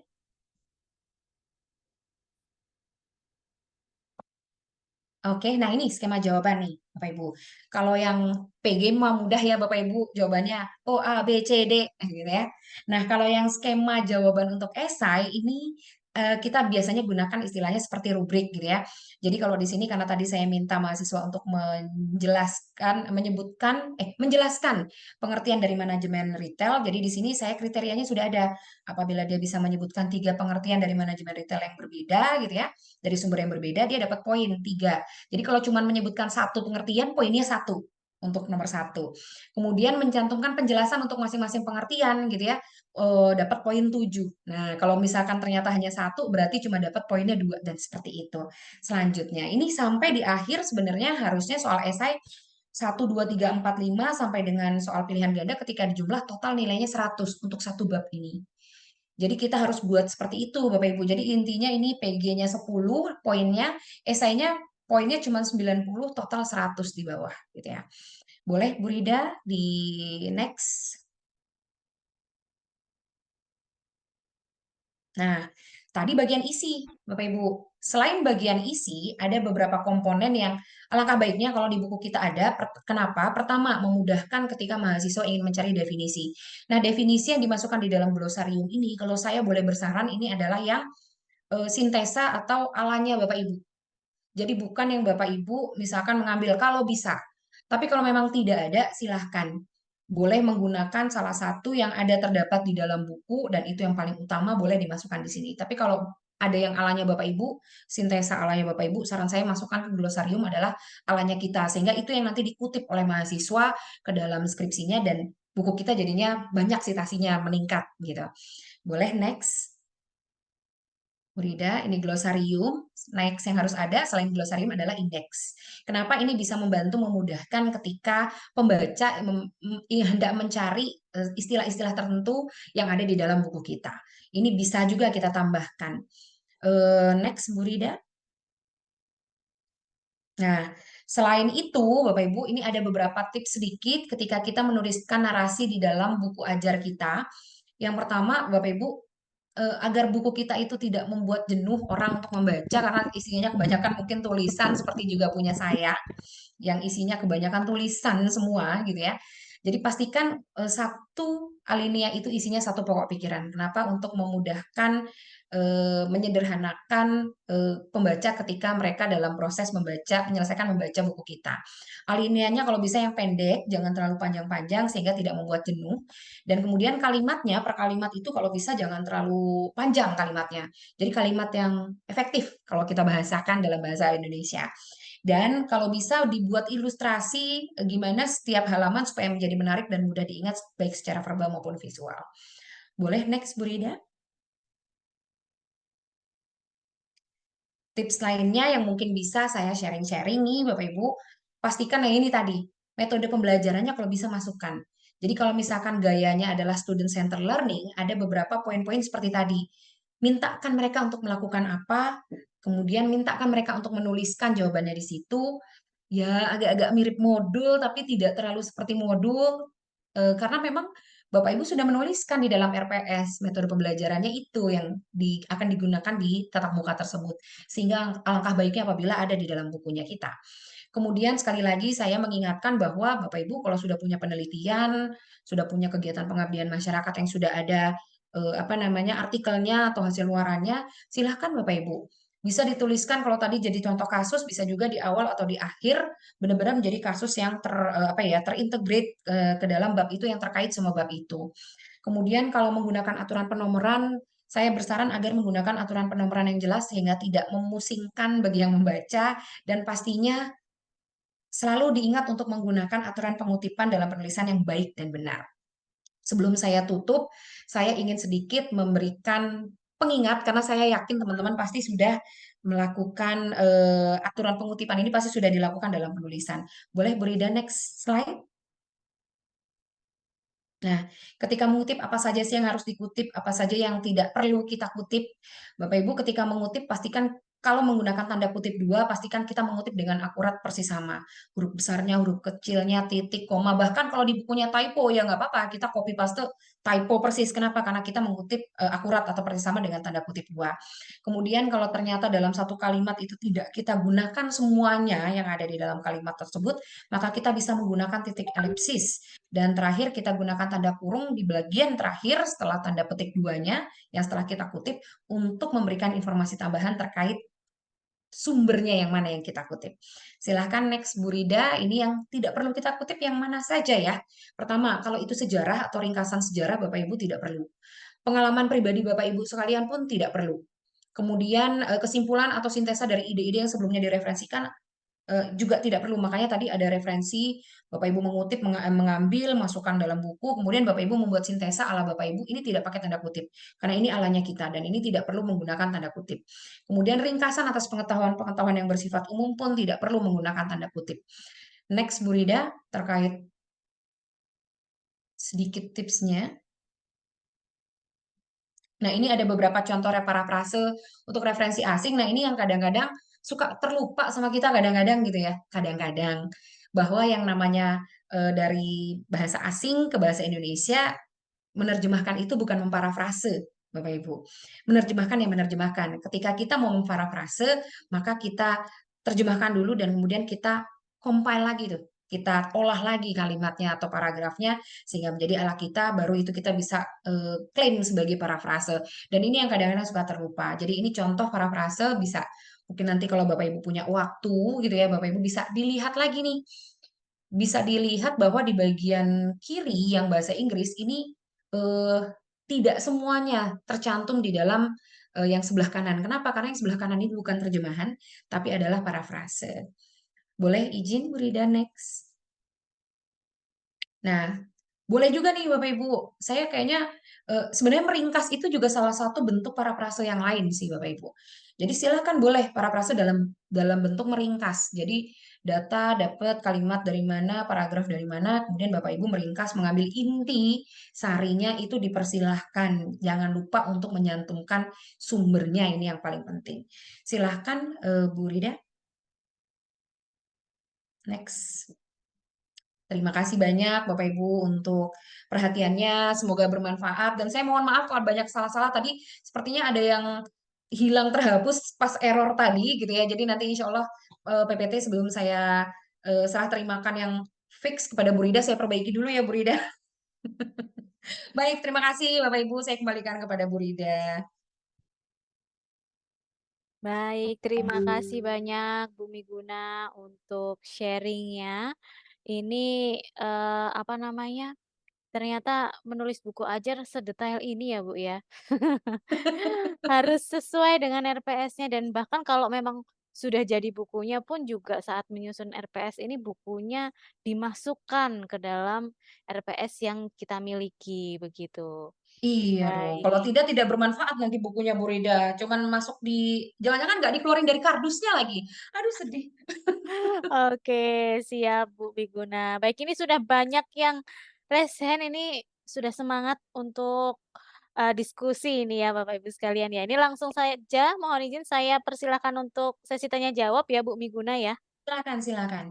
Baik, ini selanjutnya akan saya persilahkan kepada Pak Bayu yang sudah raise hand ini dari tadi nih ya. Silahkan Pak Bayu. Ya baik Bu, terima kasih atas kesempatannya. Bu Rida, mohon izin Bu Rida bisa mohon minta tolong untuk mempinkan yang on cam atas nama Bayu Aryawan. Soalnya Oke. Bayu ada 2 devices yang Bayu gunakan, jadi Bayu harus memilih yang on cam karena yang digunakan satu off cam. Mohon izin Bu Rida. Oke, baik, terima kasih atas kesempatannya.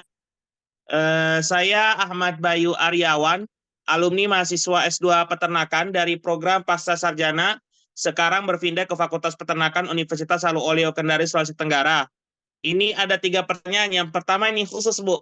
Alhamdulillah Bayu kebetulan melihat CV dari Ibu, ternyata setahu Bayu waktu follow SSI itu juga selain pada bidang MIPA juga banyak digunakan berasal dari bidang, kalau di IP itu istilahnya lebih ke FEMA, Fakultas Ekologi Manusia, itu termasuk apa namanya konsumen. Nah itu menggunakan sarjana sains. Kebetulan juga kira Ibu alumni IPB, ternyata beliau merupakan alumni Unpad tapi dari biologi.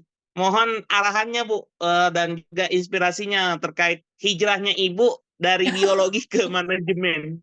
Bagian juga pasti ada beberapa anggota, mungkin politisi juga ada yang berasal dari MIPA tetapi S2-nya adalah manajemen. Itu.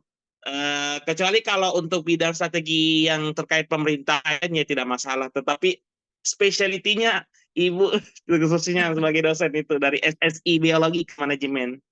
Yang pertama, kedua pertanyaannya lagi ini teknis. Itu yang pertama Bu, apakah CPL, capaian profesi lulusan, dan capaian pembelajaran ini saling berdekatan dalam membentuk hasil mencapai materi pembelajaran yang konteks dan bersifat jangka panjang dalam setiap memenuhi persyaratan materi yang akan terkait. Karena kalau kita lihat ini bahwa CPL, dan menurut Bayu sendiri setelah Bayu mengikuti webinar pendidikan terkait modul ajar, capaian pembelajaran dengan CPL ini itu berdekatan Bu, menurut Bayu melihatnya, karena dari konteksnya materi pembelajaran ini sama-sama mencapai hasil dari semester ke semester, sama juga dari setiap jangka panjang dari satu pekan ke pekan lain. Artinya dari jarak itu dapat kita ketahui bahwa materi pembelajaran itu memerlukan kriteria ketercapaian yang bisa menentukan keberhasilan daripada pembelajaran, atau bisa dibilang dari hasil materi yang sudah disampaikan seperti itu. Dan jikalau diedarkan kepada khalayak sebagai referensi, maka apa saja pendekatan-pendekatan yang dapat mengadaptasikan referensi materi ajar dengan pembelajaran berbasis kemasyarakatan atau metode PTN perguruan tinggi, metode pembelajaran dari perguruan tinggi negeri atau swasta lain. yang berarti bahwa materi referensi yang kita buat dari PTN sendiri, misalkan Bayu dari PTNS, bisa digunakan untuk materi ajar kepada kepada PTN. buku lain atau mata pelajaran lain, mata kuliah lain dengan bebas dan terakses seperti itu. Bayu juga sempat beberapa kali mengutip mengutip beberapa referensi yang berasal dari Bakti Ajar ini. Seperti itu. Ya, beberapa kali deskripsi dan tesis seperti itu. Sekaligus menanggapi, Bu, kalau soal referensi parafrase ini untuk terjemahan, kalau menurut Bayu sendiri tetap apapun terjemahannya, Bu, tetap parafrase. Karena bagi Bayu sendiri, kalau Bayu melihat suatu publikasi English bisa diterjemahkan ke Indonesia, baik secara melalui elektronik maupun dengan sendiri kita tahu bahasa Inggris, maka maka hasil yang kita harapkan, hasil yang kita lihat ini tetap juga mengandung parafrase dan bukannya lebih mengalih ke bentuk lain. Demikian, mohon maaf jikalau pertanyaannya baik kurang memahami dan panjang sekali. Wabihi taufiq wal hidayah. Wassalamualaikum warahmatullahi wabarakatuh. Waalaikumsalam warahmatullahi wabarakatuh. Aduh, panjang ini Pak Bayu tadi ya. Saya agak jadi agak lupa ini malahan yang tadi. Mungkin Langsung saja ya, Bu Rida. langsung saja Bu Miguna, silahkan. Oke, baik. Pak Bayu, kalau saya kebetulan memang hobinya belajar, Pak. Jadi dulu dari biologi, saya ngambil S2-nya. Entah kenapa kok tertarik di pemasaran, karena saya kerja di bidang pemasaran. Saya waktu itu langsung jadi direktur marketing di sebuah perusahaan internasional. Jadi saya belajar manajemen, magister manajemen pas di S2. Saya ngambil sekolah lagi, S1-nya manajemen lagi, jadi saya S1-nya ada 2. Terus kemudian saya jadi dosen ketika saya sudah sambil bekerja, saya jadi dosen. Terus saya merasa, oh saya butuh juga kuliah lagi, jadi saya S2-nya ada 2. Yang satunya lagi adalah manajemen pendidikan, gitu. Jadi S1-nya ada 2, S2-nya ada 2, S3-nya cuma 1, alhamdulillah. Pusing nih kalau suruh sekolah lagi. Tapi itu sih pilihan ya Pak kalau soal kuliah dan tergantung kepentingan. Karena saya waktu itu karena pekerjaan sih lebih Pak. Kemudian saya langsung fokus saja ke dalam materi kita ya Pak ya untuk jawaban pertanyaan yang kedua dan ketiga. Terkait pertanyaan kedua, ini adalah bagaimana sih kita bisa mengcombine capaian pembelajaran yang kita mau capai gitu ya di perkuliahan ke dalam buku referensi atau dalam buku ajar yang kita tulis. Jadi gini, Bapak Ibu. Dokter atur toh. Ngadus, yo. Jadi begini, ketika kita menuliskan RPS, mungkin Bapak Ibu semua juga sama pengalamannya, itu ada capaian pembelajaran, kemudian ada indikator-indikator untuk mencapai itu. Nah, kadangkala di kelas itu tidak mungkin semua indikator itu bisa tercapai di kelas semuanya. Itu jarang sekali terjadi. Kenapa? Karena di kelas waktu terbatas. Kedua, mungkin jumlah mahasiswa juga nggak sedikit gitu ya Bapak Ibu. Seperti kasus saya mungkin satu kelas bisa 40-50 mahasiswa dan sangat tidak mungkin untuk mencapai indikator yang tertera untuk pencapaian mata kuliah tersebut. Semuanya, misalkan untuk mencapai capaian pembelajaran nomor 1 itu ada 5 atau 3 indikator. Pertama, mahasiswa mampu menyebutkan, mahasiswa mampu membandingkan, mahasiswa mampu menjelaskan, kemudian mahasiswa mampu memberi contoh. Tidak semua kita bisa diskusikan itu di kelas. Kenapa? Karena kalau saya kepengennya semua mahasiswa bisa mencapai apa yang di CPL yang ada di RPS. Yang saya lakukan adalah Bapak Ibu, seperti tadi terkait contoh, saya masukkan di dalam buku saya. Jadi makanya mahasiswa saya harus punya buku saya. Tujuannya apa? Sehingga dia ada salah satu indikator yang saya titipkan di situ atau 2 indikator untuk capaian pembelajaran yang saya titipkan di buku saya. Di kelas saya tinggal mengerjakan yang 2. Nanti tinggal saya tanya, coba udah sempat dibuka belum bukunya? Ayo, mana coba jawaban kamu apa? Jadi tidak membuang waktu. Kenapa? Harapan saya mahasiswa sudah membaca. Agak sulit Bapak Ibu memancing mahasiswa untuk ini. Cara saya agak lumayan mungkin kalau dibilang costly ya gitu ya, karena saya biasanya hobi bagi-bagi buku, mancing dulu Bapak Ibu. Saya pancing mahasiswa saya dengan memberikan buku di pertemuan pertama, sehingga yang lainnya juga bersedia untuk membaca, penasaran gitu ya, dan kemudian saya beri tugas yang semuanya ada di buku itu, jujur. Sehingga kenapa di kelas saya nggak terlalu berat Bapak Ibu untuk memberikan kegiatan-kegiatan supaya capaian pembelajarannya tercapai semua, indikatornya tercapai semua. Nah, itu yang saya lakukan. Betul, Pak, ketika kita berbicara profil lulusan itu memang dititipkan di setiap mata kuliah kita. Profil lulusan itu dititipkan. Jadi misalkan di akhir mahasiswa lulus dari prodi kita ingin supaya bisa jadi wirausahawan. Nah, salah satunya kan dia harus punya kemampuan pemasaran misalkan. Salah satunya misalkan seperti saya mahasiswa harus memahami bisnis retail, seperti itu. Nah, apa nih kemampuan kewirausahaan yang harus mahasiswa miliki yang bisa dititipkan di mata kuliah saya di retail? Ya dia harus ngerti mengenai bisnis retail, dia harus mengerti, memahami konteks misalkan, mohon maaf kalau Bapak Ibu yang bukan di pemasaran mungkin agak sedikit tidak familiar, ada yang disebut dengan marketing mix atau bauran pemasaran yang terdiri dari produk, price, place, promotion untuk retail itu bedanya apa sih dengan bisnis yang lain seperti itu. Nah, ini kurang lebih Bapak ya. Jadi ketika di akhir dia sudah lulus ingin jadi wirausahawan, tercapailah profil lulusan. Kenapa? Karena capaian pembelajarannya sudah tertitipkan di beberapa mata kuliah. Sepanjang dia berkuliah berapa semester tuh? 7 semester, 8 semester gitu ya. Karena mata kuliahnya banyak sekali. Jadi mata kuliah saya ini yang tadi saya berikan contoh di retail ini hanya satu dari sebagian kecil, Pak. Capaian pembelajaran yang dititipkan oleh prodi kepada kami sebagai dosen di mata kuliah seperti itu. Memang tidak mudah, tapi saya jujur saya akui dengan indikator-indikator capaian itu dosen itu berat sekali kerjanya dengan OBI. Tapi dengan membuat buku ajar tipe seperti ini, Bapak Ibu, ini bisa membantu sekali. Mengurangi beban ketika kita di kelas itu nggak ngoyo harus tercapai semua.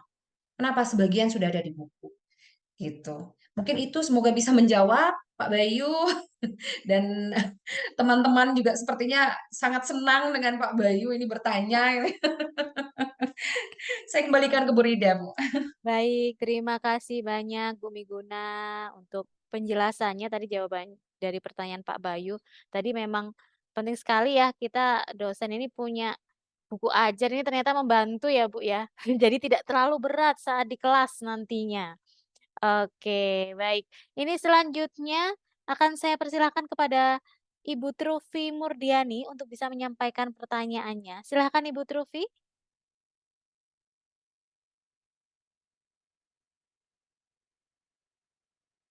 Oke, Ibu Trufi Murdiani, apakah masih standby di room Zoom? Jika iya, kami persilahkan untuk menyampaikan pertanyaannya. Oke, jika belum ada, mungkin ini akan kami persilahkan kepada Ibu. Oke, ini karena Pak Iwan tadi sudah bertanya, saya mohon izin menyampaikan pertanyaan yang ada dari kolom chat Zoom ya, Bapak Ibu sekalian ya, supaya semuanya bisa terjawab ini pertanyaan-pertanyaannya.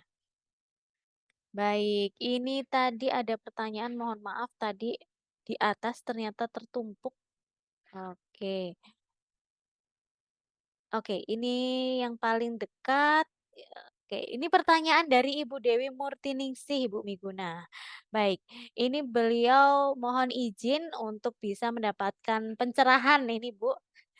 Gitu. Beliau mohon izin mendapatkan informasi, apakah untuk laporan pengabdian masyarakat bisa kita ubah menjadi bentuk buku?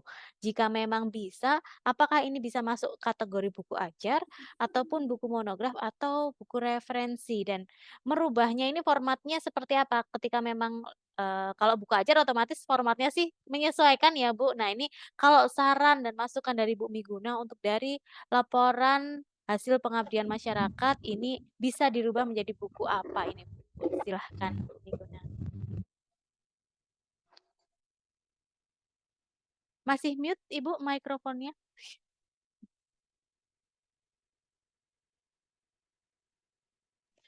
Mohon maaf tidak sadar saya. Oke, baik. Baik, dengan Bu Dewi ya, Bu. Oke, Bu Dewi sangat-sangat memungkinkan. Sebenarnya buku yang tadi saya contohkan sebagai penyusunan buku sesuai dengan RPS, ini adalah dari hasil pengabdian kepada masyarakat saya, Bu Dewi. Jadi di dalamnya ada definisi, kemudian kalau definisi pastinya itu berdasarkan dari referensi, kemudian ketika masuk kepada 4P-nya produknya itu kasusnya saya ambil dari kasus analisis situasi yang ada di apa namanya, analisis situasi yang di mitra pengabdian masyarakat saya. Kemudian analisis situasinya ada dari sisi operasional, ada dari sisi SDM dan lain sebagainya, ini dimasukkan ke situ. Nah, ini adalah saya membuat kompilasinya adalah memutuskan ketika mau mengkonversi pengabdian masyarakat saya menjadi buku ajar kemarin adalah karena buku ini pikir saya bisa gunakan juga sebagai referensi untuk mengajar mata kuliah retail, maka saya putuskan untuk coba saya tata berdasarkan RPS terlebih dahulu, kemudian apa yang ada di dalam pengabdian masyarakat saya masukkan, sisanya saya tambahkan dari referensi yang lain, Bu Dewi. Jadi sebenarnya ini buku yang tadi saya sampaikan ini sebenarnya saya merupakan konversi dari kegiatan pengabdian masyarakat. Seperti tadi tertera mungkin Ibu bisa melihat di bagian acknowledgement itu adalah buku ini disusun dalam rangka memenuhi luaran dari kegiatan pengabdian masyarakat saya. Jadi sangat mungkin Bu, mungkin kalau ditanya mungkin sangat mungkin luar biasa mungkinnya seperti itu. Oke, baik. Terima kasih banyak Bu Miguna. Jadi disusun menjadi buku ajar ini sangat mungkin sekali ya Bu Miguna ya. Justru penuh dengan praktik-praktiknya ya Bu, justru hasil dari lapangan langsung ya Bu Miguna ya. Betul, betul sekali. Kalau untuk menjadi monograf atau referensi, mohon izin dicek kembali. Sebenarnya pengabdian masyarakat itu kan sifat penelitian yang sifat eksperimen ya, Bu Rida. Jadi Bapak Ibu kalau mau merubah pengabdian masyarakat menjadi bentuk monograf atau referensi, tinggal diperhatikan lagi apa ya penataan kalimatnya gitu ya, dirubah menjadi berbentuk penelitian gitu dan metodenya menjadi metode eksperimental. Mungkin ini lebih ke gitu ya, eksperimental, silahkan dicocokkan kembali di metodenya sehingga Bapak Ibu bisa klaim ini sebagai buku monograf gitu ya atau buku referensi. Kalau memang buku pengabdian masyarakatnya mau dirubah menjadi monograf atau referensi. Kalau jadi buku ajar sih standar saja ya Bu Rida. Seperti tadi bisa dari RPS pun bisa kita sesuaikan. Oke, baik. Terima kasih banyak Bu Miguna. Ini Bu Tri Mutmainah. Kepada Bu Tri Mutmainah, kami persilahkan selanjutnya untuk menyampaikan pertanyaannya, Ibu. Iya, terima kasih Mbak. Ibu, mohon maaf ini saya bertanya terkait bahan ajar tadi itu kan dari pengabdian tadi bisa jadi buku ajar ya nanti pada akhirnya. Ini kan sekarang lagi banyak apa namanya tawaran dari beberapa publisher untuk mengambil dari tugas akhir untuk menjadikan buku referensi itu. Nah, apakah kalau misal kebetulan saya belum sebagai dosen PNS ya, tapi seandainya misalkan suatu ketika nanti saya menjadi dosen PNS dan sebelumnya saya sudah menyusun buku itu, apakah itu bisa diklaimkan sebagai syarat apa ya namanya ya, syarat bahwa dosen tersebut sudah memiliki buku yang terpublish atau bagaimana itu Ibu? Oh, oke. Berarti ini kaitannya dengan menulis buku dan Iya, pengajuan betul. pengajuan jabatan. Bu, kalau secara kalau secara aturan sebenarnya kalau kita melihat sama-sama dari POPAK itu memungkinkan, ya. Namun ada masa kadaluarsanya itu ada, tolong dicek kembali Bu di POPAK itu semua tercantum. Nah, yang menjadi masalah adalah sekarang kan semuanya by system nih, Bu Tri. Dicek and recheck kembali. Kenapa? Ketika Bapak Ibu memasukkan ke sister, kalau itu bukan di semester aktifnya Bapak Ibu, itu tidak akan terbaca, Putri. Misalkan nih, Putri bikin sekarang. Ternyata Putri baru mau mengajukan dan mengisi sister 2 tahun lagi. Tidak terbaca Bu Sri bukunya di sistem. Karena pada tahun berjalan gitu. Kuatirnya mungkin akan ada perbaikan sistem sehingga bisa mengakomodir sesuai dengan peraturan yang berlaku ya semoga ya Putri. Karena kalau sesuai peraturan harusnya masih bisa, itu ada jangka waktunya. Misalkan contoh publikasi, sampai kapan sih misalkan kita belum gunakan publikasi kita gitu ya untuk di BKD dan ataupun pengajuan jabatan fungsional itu masih berapa lama lagi sih boleh digunakan, itu ada sebenarnya gitu. Tapi sekali lagi kita berpulang kepada sistem yang digunakan karena sistemnya tidak membaca, mau nggak mau gigit jari lah kita gitu ya. Jadi tolong diingat-ingat bahwa ketika sekarang kalau publikasi maka Bapak Ibu yang Bapak Ibu publish di bulan ini gitu ya sampai dengan beberapa bulan yang lalu mungkin dari bulan Juni pasti ketika masuk ke sister ya akan sesuai bulannya dan akan bisa diklaimnya untuk di semester ini. Seperti itu Putri. Sepengetahuan saya karena terakhir mengisi sister masih seperti itu Putri. Oke, baik Ibu. Terima kasih banyak atas pencerahannya. Oke, baik. Terima kasih Bu Miguna untuk penjelasannya. Memang malah justru beberapa menyarankan memang di semester berjalan ya Bu untuk menulis bukunya pun baiknya Betul. begitu. Oke, baik ini selanjutnya. Mohon maaf ini saya ya, oke. Selanjutnya ini akan saya persilahkan kepada Bapak Afzil Ramadian ya, Bapak Afzil Ya, Ramadian untuk bisa menyampaikan pertanyaannya. Silahkan Bapak. baik. Terima kasih Mbak Rida. Mohon izin Bu Astuti, saya dengan Afzil Ramadian, sementara masih menjadi pengajar ya di beberapa universitas. Izin menanyakan, kira-kira itu saya masih agak confused dengan perbedaan antara referensi dengan buku ajar. Kira-kira yang identiknya seperti apa? Perbedaan ininya yang terlihat jelas gitu. Seperti itu, Bu. Terima kasih. Waduh, kalau gitu nanti jadi materi buku referensi ya. Oke. Sebenarnya ada, saya punya materinya Pak Afzil ketika berbicara mengenai buku referensi yang membedakan dengan buku ajar itu sebenarnya di dalam konteks penulisan, Pak. Yang harus diingat, buku referensi itu semua kalimat-kalimat kita yang ada di dalam buku itu adalah hasil penelitian, Pak Afzil. Jadi, Bapak kompilasikan dan kemudian parafrasekan semua hasil penelitian Bapak sebelum-sebelumnya, masukkan ke dalam buku referensi yang mau Bapak susun. Atau Bapak punya laporan-laporan penelitian, datanya masukkan ke dalam buku referensi yang sedang Bapak susun. Jadi referensi adalah hasil penelitian, Pak. Jadi kalau misalkan Bu, berarti nggak boleh dong ada teks-teks gitu ya, tulisan-tulisan. Oh boleh, yang bukan berupa data angka boleh. Tapi harus diingat karena ini adalah hasil penelitian, maka mungkin Bapak misalkan melakukan studi literatur sederhana, kemudian hasilnya dimasukkan. Jadi untuk setiap bab seperti itu, Pak. Karena apa? Referensi adalah hasil penelitian. Seperti itu. Yang membedakan secara spesifik sih itu. Kalau buku ajar, hasil kajian dari berbagai literatur yang berbeda, kemudian Bapak masukkan, kompilasi, kemudian Bapak sintesakan, bisa. Tapi kalau seperti itu, kita tidak bisa klaim sebagai buku referensi sebenarnya. Kalau secara pengertian buku referensi, Pak. Baik, Seperti itu. terima kasih. Oke, baik. Kurang lebih begitu ya Pak Afzil Ramadian untuk apa sih bedanya buku referensi dan buku ajar? Tadi jelas berbeda ya Bapak Ibu sekalian, karena secara format juga beda ya Bu ya, isian Beda. bukunya gitu. Karena kalau buku ajar ini khas sekali, tadi ada evaluasi yang tadi disampaikan Bu Miguna, ada evaluasi, kemudian lebih detail lagi sesuai dengan capaian pembelajarannya seperti apa. Ada umpan baliknya, Ada kunci umpan balik jawaban. juga ya. Udah seperti kalau di level sekolah SMP, SMA itu mungkin ada buku pegangan, buku paket itu ya Bu ya? Betul, Begitu. betul, betul, betul. Oke, jadi sebenarnya memang mahasiswa di Indonesia ini masih belum bisa kalau dilepas dari buku ya Bu, karena kita sudah terbiasa nih SD, SMP, SMA sudah ada buku pegangan pelajaran. Begitu kuliah dilepas tidak ada buku Bye-bye. sama sekali gitu ya, akhirnya membacanya pun juga berkurang begitu dan akhirnya belajarnya asal-asalan gitu ya Bapak Ibu sekalian ya. Jadi ketika Bapak Ibu rekan-rekan dosen menyusun buku ajar ini sebenarnya selain membantu Bapak Ibu sekalian dalam nantinya mencapai target setiap mata kuliah sesuai RPS yang disusun itu juga membantu rekan-rekan mahasiswa untuk bisa mengikuti perkuliahan yang disampaikan oleh Bapak Ibu rekan-rekan dosen sekalian.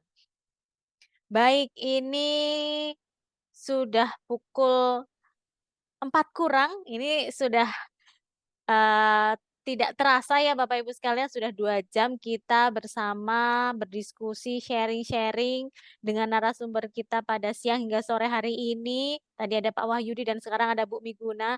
Mungkin saya cukupkan untuk sesi tanya jawab yang kedua ini dengan narasumber kita Ibu Dr. Miguna Astuti. Terima kasih banyak Ibu untuk sharing-nya sore hari ini. Mungkin sebelum Ibu pamit, mungkin bisa disampaikan dulu nih Bu, mungkin ada untuk rekan-rekan dosen yang lain untuk kenapa sih harus menyusun buku ajar dan banyak sekali manfaatnya juga untuk kita sebagai dosen. Silahkan Bu Miguna. Baik, terima kasih Bu Rida. Ini kesempatan ini sekaligus saya gunakan mungkin untuk menjawab beberapa pertanyaan juga nih yang ada di chat nih Bu Rida. Bisa nggak sih sebenarnya buku kita ini dimanfaatkan oleh orang lain selain di kelas yang kita ampu? Bapak Ibu, sangat luar biasa bisa. Inilah fungsinya kita menulis buku. Kalau kita menulis artikel, kita hanya publikasi di dalam jurnal, yang membaca hanya akademisi, yang membaca mungkin hanya peneliti lain, yang membaca mahasiswanya Bapak Ibu. Namun buku bisa dimanfaatkan oleh masyarakat luas Bapak Ibu. Tuliskan di dalam deskripsinya Bapak Ibu di bagian pendahuluan yang tadi di awal, di bagian relevansi, tuliskan bahwa buku ini ditujukan tidak hanya untuk kalangan mahasiswa namun juga untuk kalangan umum yang tertarik untuk bidang retail, kalangan umum yang ingin belajar mengenai retail dan lain sebagainya. Untuk SD, SMP, SMA, mungkin SMA yang sedang belajar kewirausahaan bisnis retail, silakan dicantumkan Bapak Ibu. Dan ini memungkinkan Bapak Ibu, inilah salah satu alasan mengapa buku ajar menjadi sangat signifikan dan penting untuk disusun adalah karena barokah dan manfaatnya itu bisa dirasakan tidak hanya untuk, sekali lagi, tidak hanya untuk mahasiswa yang di kelas yang kita ampu, tidak hanya untuk sebagai capaian atau luaran dari kegiatan penelitian atau pengabdian masyarakat yang kita lakukan. Namun insya Allah bisa bermanfaat juga untuk masyarakat luas dan benar-benar digunakan oleh mereka untuk belajar mempelajari sesuatu yang mungkin mereka sebenarnya ingin belajar juga, tapi tidak berkesempatan mengecam pendidikan di bangku perkuliahan. Semoga Bapak Ibu terinspirasi menulis buku, semangat meningkatkan literasi di Indonesia supaya mahasiswa kita terutama gitu ya dan masyarakat umum untuk lebih senang lagi untuk membaca. Terima kasih banyak sekali lagi kesempatannya Bu Rida untuk sharing session pada hari ini. Terima kasih juga Bapak Ibu untuk perhatian dan partisipasinya. Saya kembalikan ke Bu Rida. Baik, terima kasih banyak Bu Miguna. Sampai jumpa di lain kesempatan Ibu. Sehat selalu, semangat selalu.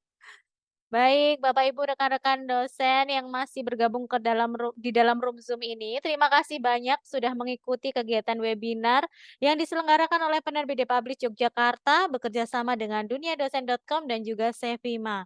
Untuk Bapak Ibu sekalian, jangan lupa mengisikan absensi karena nanti materi dan juga fasilitas peserta lainnya akan dikirimkan bersama dengan e-sertifikat ya Bapak Ibu sekalian. Pastikan alamat email dan juga nomor WhatsApp-nya sudah benar, tidak ada kekurangan angka ataupun huruf, supaya tim admin kami bisa mengirimkan melalui email secara tepat begitu Bapak Ibu sekalian dan bisa tersampaikan kepada Bapak Ibu sekalian. Baik, terima kasih banyak untuk kedua narasumber kita pada siang hari ini yang luar biasa bersharing, memberikan tips dan juga memberikan semangat untuk kita semua ya Bapak Ibu sekalian.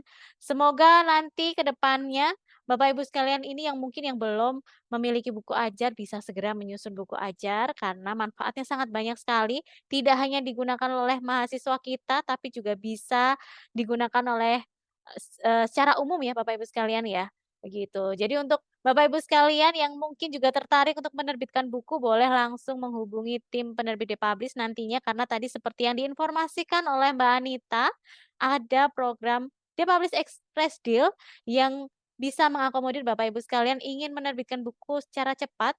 Biasanya akhir tahun ini ya yuk untuk BKD-nya yang belum memenuhi mungkin ada kekurangan harus menerbitkan buku, bisa langsung menghubungi tim penerbit Republish dan pastikan mengisi absensi karena Bapak Ibu sekalian mendapatkan voucher penerbitan buku dari penerbit Republish yang bisa diklaim dan digunakan ya Bapak Ibu sekalian ya. Siapa tahu belum butuh untuk bisa sekarang, bisa digunakan nanti karena mungkin setiap bulannya Republish juga pasti akan ada program-program menarik untuk Bapak Ibu rekan-rekan dosen Indonesia. Baik, kalau begitu saya selaku moderator untuk kegiatan webinar siang hingga sore hari ini menyampaikan mohon maaf apabila ada kendala teknis dalam proses kegiatan kita pada siang hingga sore hari ini. Semoga apa yang disampaikan narasumber kita bisa bermanfaat untuk rekan-rekan dosen sekalian. Untuk kegiatan webinar kita pada siang hingga sore hari ini, mohon izin untuk kami akhiri.